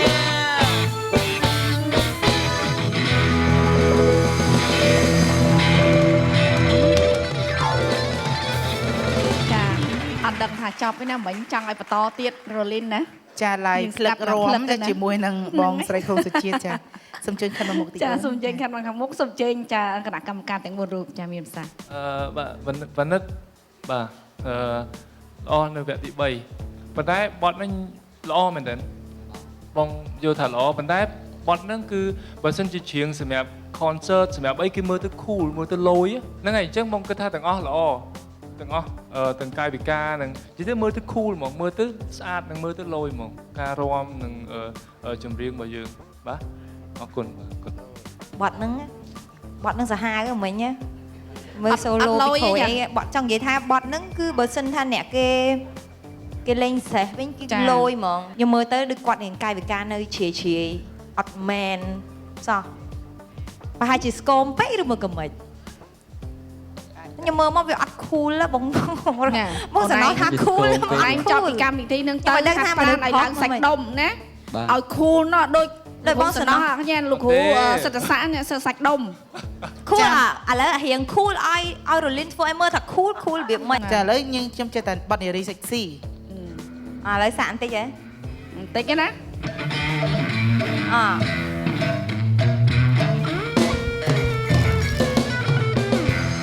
នារី sexy អូស្បែកជើងពណ៌ស្រាទុំបានហើយរលីនបានហើយលាវបានហើយដល់ណាទៅហើយទេឥឡូវឲ្យសើចនេះបណ្ឌិតដឹងហើយណាថាយើងមានអ្វីត្រូវមានអ្វីមិនត្រូវបានហើយបងចាបងក៏គិតឃើញដូចគ្នាតែសំខាន់បងស្ដាប់ជាទូទៅគឺបងអូនច្រៀងសំឡេងធ្ងន់ល្អពីរោះរងំតែម្ដងដូច្នេះច្រៀងនៅលើឆាកវាមានការភិតភ័យខ្លះទៅភ័យខ្លះអខ្លះវាធ្វើឲ្យរលកសំឡេងហ្នឹងមិនស្មើប៉ុន្តែជាទូទៅពីរោះអរគុណច្រើនអូនអរគុណបងអូនច្រៀងហ្នឹងវាធ្ងន់ដោយកលែងដូចបត់មុនអញ្ចឹងហ្នឹងដល់ពាក្យចិន្តាចឹងអីខ្ញុំគិតថាមិនបាច់ខំប្រឹងស្រែកទេវាអត់ខ្ពស់ណាស់ទេណាពាក្យបងវាអាណោតខ្ពស់ឃ្លាចុងឃ្លាណាដាក់ឃ្លាហ្នឹងក្នុងកែទៅបើបានល្អបានធ្ងន់ល្អជាងហ្នឹងអរគុណបាទអរគុណលោកគ្រូសូមអរគុណច្រើនចាអញ្ចឹងបងអូនសម្រាប់ស្ចោណាចាស្ដាប់ការប្រកាសលទ្ធផលនៅវគ្គក្រោយអរគុណ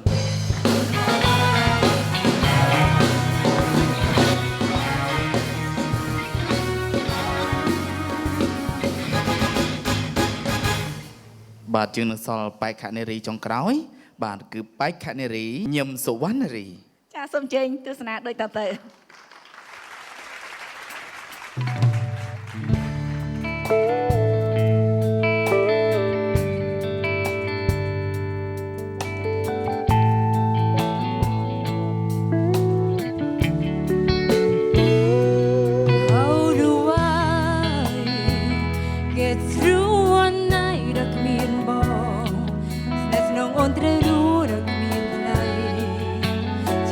and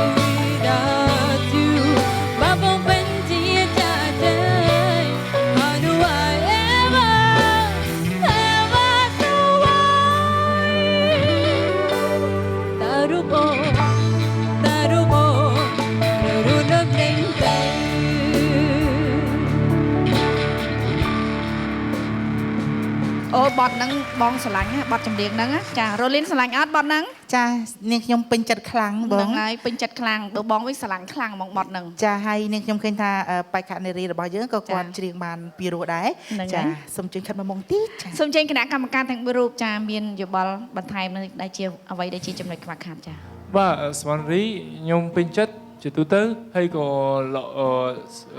សរសើរពេលដែលស្វណ្ណរីបដូរតុងគឺល្អហើយចំណោតមែនទែនប៉ុន្តែបើសិនជាស្វណ្ណរីធ្វើឲ្យខ្លួនស្រាលបន្តិចធ្វើឲ្យ relax ធ្វើឲ្យខ្លួនដូចកុំឲ្យតឹងតែងពេកសំឡេងនិងបទចម្រៀងនឹងកាន់តែល្អជាងនឹងនេះជាចំណុចដែលខ្ញុំមើលឃើញប៉ុន្តែជាទូទៅល្អមែនទែនបាទអរគុណចានេះខ្ញុំសូមសរសើរឈៀងព្រោះហើយមាន feel មានអារម្មណ៍បានល្អតែគាត់ថាកន្លែងភាសាអង់គ្លេសនោះសូមឲ្យច្បាស់ជាងនឹងបន្តិចចាអរគុណមានតែប៉ុណ្្នឹងចាអរគុណចាអរគុណសូមសវណ្ណរីច្រៀងបន្តិចកន្លែងកតុយ refrain ever so wide សលេងកន្លែងហ្នឹងធ្លាក់ពីលើមកក្រោមហ្នឹងកុំឲ្យវាមកក្ដុក ever ever ever ever so wide how do I oh how do I live ចាអញ្ចឹងពីសំឡេងលើមកដល់សំឡេងក្រោមកុំឲ្យវាស្ដាប់ទៅវាដាច់គ្នាណាអូនណាចាបងអរគុណសំឡេងបងណាភាសាអង់គ្លេសនោះផ្សេងភាសាខ្មែរនោះផ្សឹងអត់ត្រូវទេភាសាខ្មែរក៏ត្រូវដូចអង់គ្លេសដែរណាធ្ងន់ដូចគ្នាបងស្រាលណាភាសាខ្មែរហ្នឹងហើយអង់គ្លេសបងមិនដឹងមិនទេ survive មានអាបងមាត់បងអត់មាន survive ណាហើយ night បងអត់មាន night បងអត់មានទេ night ណាវាណាយទេអាហ្នឹងអង់គ្លេសត្រូវច្បាស់ហ្នឹងហើយអូខេអរគុណចាសូមអរគុណដល់បងអូនស្រីសវណ្ណរីចាសូមបងអូនស្រីសម្រាប់មួយផ្លែសិនដោយវគ្គក្រោយយើងនឹងចាដាក់លទ្ធផលជូនបងអូនស្រីផងដែរចាពីកម្មវិធីរបស់យើងក៏សូមអនុញ្ញាតពីលោកអ្នកនាងកញ្ញាសម្រាប់មួយផ្លែសិន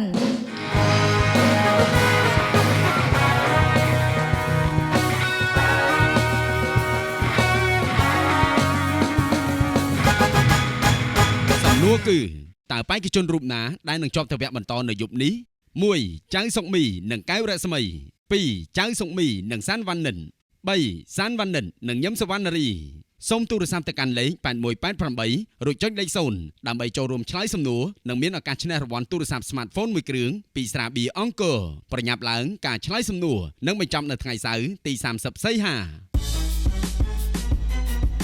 នាំមកជម្រុញអ្នកដោយសម្រាប់រសជាតិទឹកផ្លែឈើស្រស់ពិត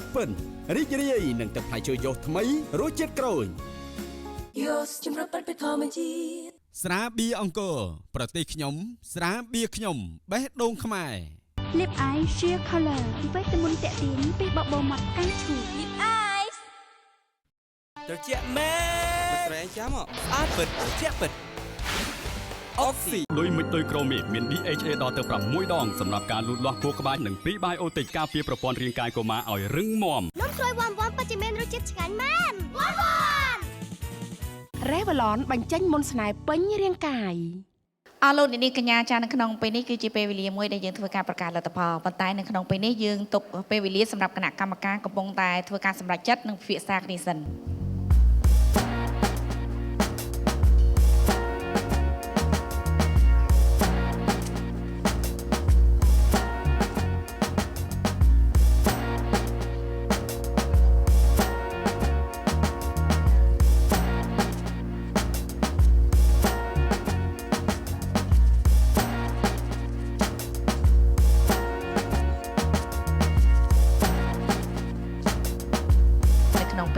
សូមជម្រាបជូនដល់លោកអ្នកកញ្ញាដែលមិនបានទស្សនានៅកម្មវិធីសំនៀងចែងចាំងចាដូច្នេះលោកអ្នកកញ្ញាចូលទៅក្នុងទំព័រ Facebook ដែលមានចេញតាមរយៈកញ្ចក់ទូរទស្សន៍ ចាជាការពិតណាស់ឥឡូវនេះចាគណៈកម្មការរបស់យើងទាំង4រូបចាគាត់បានពិភាក្សាគ្នារួចរាល់ហើយចាដូច្នេះខ្ញុំក៏សូមគោរពអញ្ជើញចាបេក្ខជនរបស់យើងទាំង4រូបឡើងមកកាន់វេទិកាសូមអញ្ជើញ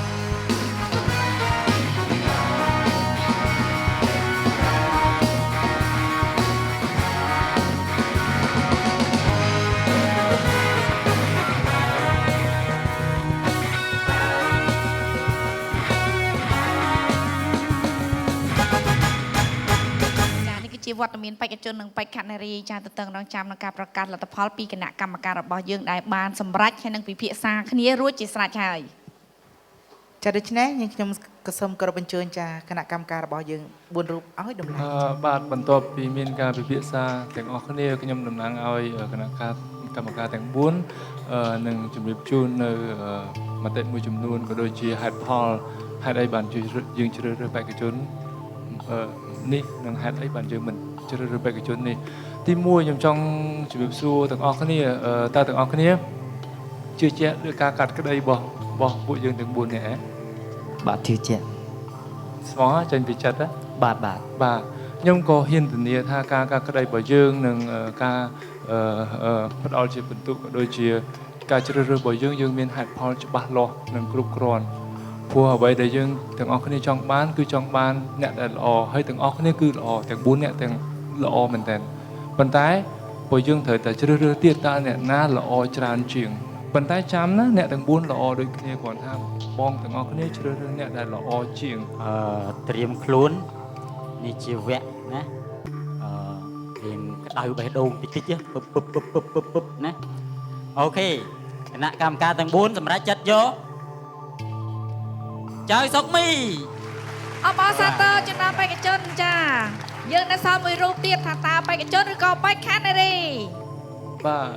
ហេតុផលទីគឺថ្ងៃហ្នឹងគាត់បានធ្វើទាំង3បទយើងឃើញចំណុចរបស់គាត់ច្រើនជាងអ្នកដទៃដូច្នេះយើងក៏សម្រេចចិត្តជ្រើសរើសគាត់ហើយក៏យើងមើលឃើញអនាគតបន្តទៀតដែលយើងមានអ្វីដែលគាត់ធ្វើហើយយើងគិតថាគាត់អាចធ្វើបានទាំងអស់គ្នាធ្វើបានខ្ញុំហ៊ានជំរាបអញ្ចឹងគាត់ថាអ្នកដែលធ្វើបានច្រើនជាងនឹងឥឡូវនឹងយើងទៅជ្រើសរើសយកម្នាក់ទៀតយើងក៏បានសម្រេចចិត្តហើយថាបេក្ខជនឬក៏បេក្ខនារីមួយណាដែលជាប់នៅម្នាក់ទៀតជាមួយសុកមីហើយគាត់មានទេពកោសល្យក៏ដូចជាការច្រៀងថ្ងៃហ្នឹងល្អហាក់ផែននឹងសុកមីដែរបាទអញ្ចឹងសូមលោកសិទ្ធិស័ក្តិបាទជើញប្រកាសបាទឥឡូវឆ្លៀតក្នុងឱកាសដែលយើងខ្ញុំមិនទាន់ប្រកាសឈ្មោះហ្នឹងសូមអធិស្ឋានចំពោះអ្នកដែលបានជាប់នៅក្នុងដំណាក់កាលនេះយើងខ្ញុំទាំងអស់គ្នាពិតជាមានចិត្តអាណិតខ្លាំងណាស់ព្រោះម្នាក់ប៉ងមកហ្នឹងគឺចង់បានកិត្តិយសជាតារាផងព្រមទាំងរង្វាន់លើកទឹកចិត្តក៏ច្រើននេះខ្ញុំជឿថាលុយមិនសំខាន់កិត្តិយសអញ្ចឹងបើសិនជាមិនជាប់សុំកុំខូចចិត្តរហូតដល់អស់សង្ឃឹមនៅមានឱកាសច្រើនសម្រាប់បងប្អូនព្រោះថានៅវ័យអាយុប៉ុណ្ណេះអាចបដិបដាលតទៅទៀតឲ្យតែមានចិត្តស្រឡាញ់អាជីពនឹងពិតប្រាកដណាអញ្ចឹងនាងខ្ញុំអត់មើលមុខថាអ្នកណាឲ្យបងសាគាត់ប្រកាសចាស់អូខេត្រៀមខ្លួន3នាក់សានម៉ានិតអបអរសាទរចា សូមអបអរសាទរដល់ចា ប្រាប់អូនទាំងពីរដែលបានទៅវគ្គបន្តនៅណាអ្នកនាងសុជាតិខ្ញុំសូមនិយាយបន្តិចចំពោះអ្នកដែលគាត់អត់បានជាប់ខ្ញុំគិតថាអ្នកជាប់គឺគាត់សប្បាយចិត្តហើយក៏គិតថាវា fair វា fair សម្រាប់គាត់ហើយប៉ុន្តែដូចបងជំរាបអញ្ចឹង នេះក៏ពួកយើងអ្នកទាំង4អ្នកគឺយើងអ្នកជ្រើសរើសផ្ទាល់ដៃយើងអ្នកដឹងសមត្ថភាពទាំងអស់គ្នាអញ្ចឹងយើងមើលឃើញថាសមត្ថភាពទាំងអស់គ្នាអត់មានអ្នកណាលើសអ្នកណាទេប៉ុន្តែដោយសារថ្ងៃហ្នឹងអ្នកដែលធ្វើបានច្រើនជាងគេអ្នកដែលធ្វើបានល្អជាងគេគឺយើងជ្រើសរើសអញ្ចឹងសូមឲ្យរស្មីទទួលស្គាល់នៅការពិតទទួលស្គាល់នៅកំហុសស្មីដែលធ្វើពីវគ្គទី1រហូតដល់ទី3ខ្ញុំជឿថាទស្សនិកជនទាំងអស់គាត់ប្រហែលជាយល់ហើយនឹងក៏ឃើញចំណុចដែលស្មីធ្វើហើយទៅមួយទៀតសវណ្ណរីបងសូមសម្ដែងការសោកស្ដាយមែនទែនសវណ្ណរីធ្វើបានល្អនៅវគ្គទី3ល្អមែនទែនហើយបងក៏ទទួលស្គាល់ពីចំណុចល្អរបស់សវណ្ណរីតាំងពីដើមរហូតមកតាំងពីវគ្គទី1រហូតមកប៉ុន្តែនៅថ្ងៃនេះវគ្គទី1និងវគ្គទី2បទចម្រៀងទី1បទចម្រៀងទី2มันបានធ្វើឲ្យគណៈកម្មការយើងមានភាពរំភើបនិងពេញចិត្តខ្លាំងចំពោះសមត្ថភាពរបស់សវណ្ណរីប៉ុន្តែពួកយើងដឹងក្នុងចិត្តថាសវណ្ណរីមានសមត្ថភាពអញ្ចឹងបានយើងជ្រើសរើសយកបេក្ខជនទី2និងទី3គឺសុកមីនិងសានវណ្ណិតហើយសូមឲ្យសិរស្មីនិងសវណ្ណរីទទួលយកអ្វីដែលយើងបានសម្រេចបាទសូមអរគុណចាហើយនេះខ្ញុំសូមបន្ថែមបន្តិចអ្នកដែលបានមិនទទួលបានជ័យលាភីដែលជាប់នៅក្នុងពេលនេះប្អូនរស្មីហើយនិងសវណ្ណារីពេលដែលយើងធ្លាក់នេះឲ្យចាត់ទុកថានេះគឺជាបទពិសោធន៍សង្ឃឹមថាមិនបោះបង់ចោលនៅការតាំងចិត្តនិងការច្រៀងដែលយើងខំពីណាពីណីមកនេះទេមានឆាកប្រឡងជាច្រើនទៀតអាចប្រឡងឆ្នាំក្រោយសំឡេងចែងចាំងមានទៀតនឹងស្វាគមន៍បងអូនចាអរគុណចាសូមអរគុណចាសូមអរគុណដល់បងអូនទាំងពីរសូមចាសូមសម្រួលអយបតបងអូនណាចាសោកស្ដាយចំពោះបងអូនទាំងពីរសូមជួបមកបងសាទរចំពោះបងអូនចាប្រុសទាំងពីរនាក់ចាកុមារអរណាសូមមកបងសាទរជូនដល់អ្នកទាំងពីរមួយចាខិតខំប្រឹងប្រែងបន្តទៀតដើម្បីឈានទៅវគ្គចាបន្តគឺយើងប្រកួតសិតតែអ្នកខ្លាំងហើយណាតែយើងខ្វះតែមួយបន្ទុកឲ្យយើងចាញ់គេដែរសូមមកបងសាទរហើយអរគុណដល់គណៈកម្មការទាំង4រូបដែលមកផ្ដល់បន្ទុកយ៉ាងសុក្រិតជូនដល់បេក្ខជននិងបេក្ខនារីអរគុណប្រិយមិត្តទូរទស្សនិកជនដែលតាមដានទស្សនាកម្មវិធីសំនៀងចែងចាំងតាំងពីដើមរហូតមកដល់ចប់អរគុណដល់ក្រុមការងារហើយអរគុណដល់អ្នកឧបត្ថម្ភកម្មវិធីទាំងអស់មានដូចជាសម្រាប់រសជាតិទឹកផ្លែឈើស្រស់ពិតរីករាយនឹងទឹកផ្លែឈើយោថ្មីរសជាតិប៉ោមយោជំរុញពិតពីធម្មជាតិស្រាបៀរអង្គរប្រទេសខ្ញុំស្រាបៀរខ្ញុំបេះដូងខ្មែរ Lip Eye Sheer Color វីតាមីនតាក់ទាញពីបបោមាត់កាន់ឈូ Lip Eye ត្រជាក់មែនស្រែចាំស្អាតពិតត្រជាក់ពិតអុកស៊ី ដោយមិនដោយក្រូមីមាន DHA ដល់ទៅ6ដងសម្រាប់ការលូតលាស់ខួរក្បាលនិង Prebiotic ការពារប្រព័ន្ធរាងកាយកុមារឲ្យរឹងមាំនំក្រួយវ៉ាន់វ៉ាន់ពិតជាមានរសជាតិឆ្ងាញ់មែនវ៉ាន់វ៉ាន់ Revlon បញ្ចេញមុនស្នេហ៍ពេញរាងកាយចាដូច្នេះក៏សូមគោរពជូនពរដល់ភ្ញៀវកិត្តិយសទាំងអស់ចាដែលបានទស្សនាកម្មវិធីនេះសូមឲ្យលោកអ្នកចាចូលគេនិន្ទ្រាសុបិនឃើញល្អចាសូមអរគុណជួបគ្នានៅសប្តាហ៍ក្រោយតាមពេលវេលានឹងម៉ោងដដែលសូមអរគុណសូមគោរពលា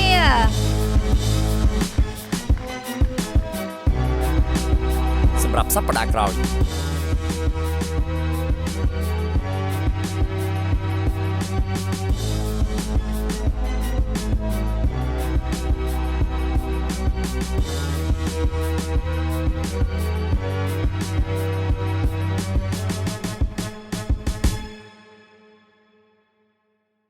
សំណួរគឺ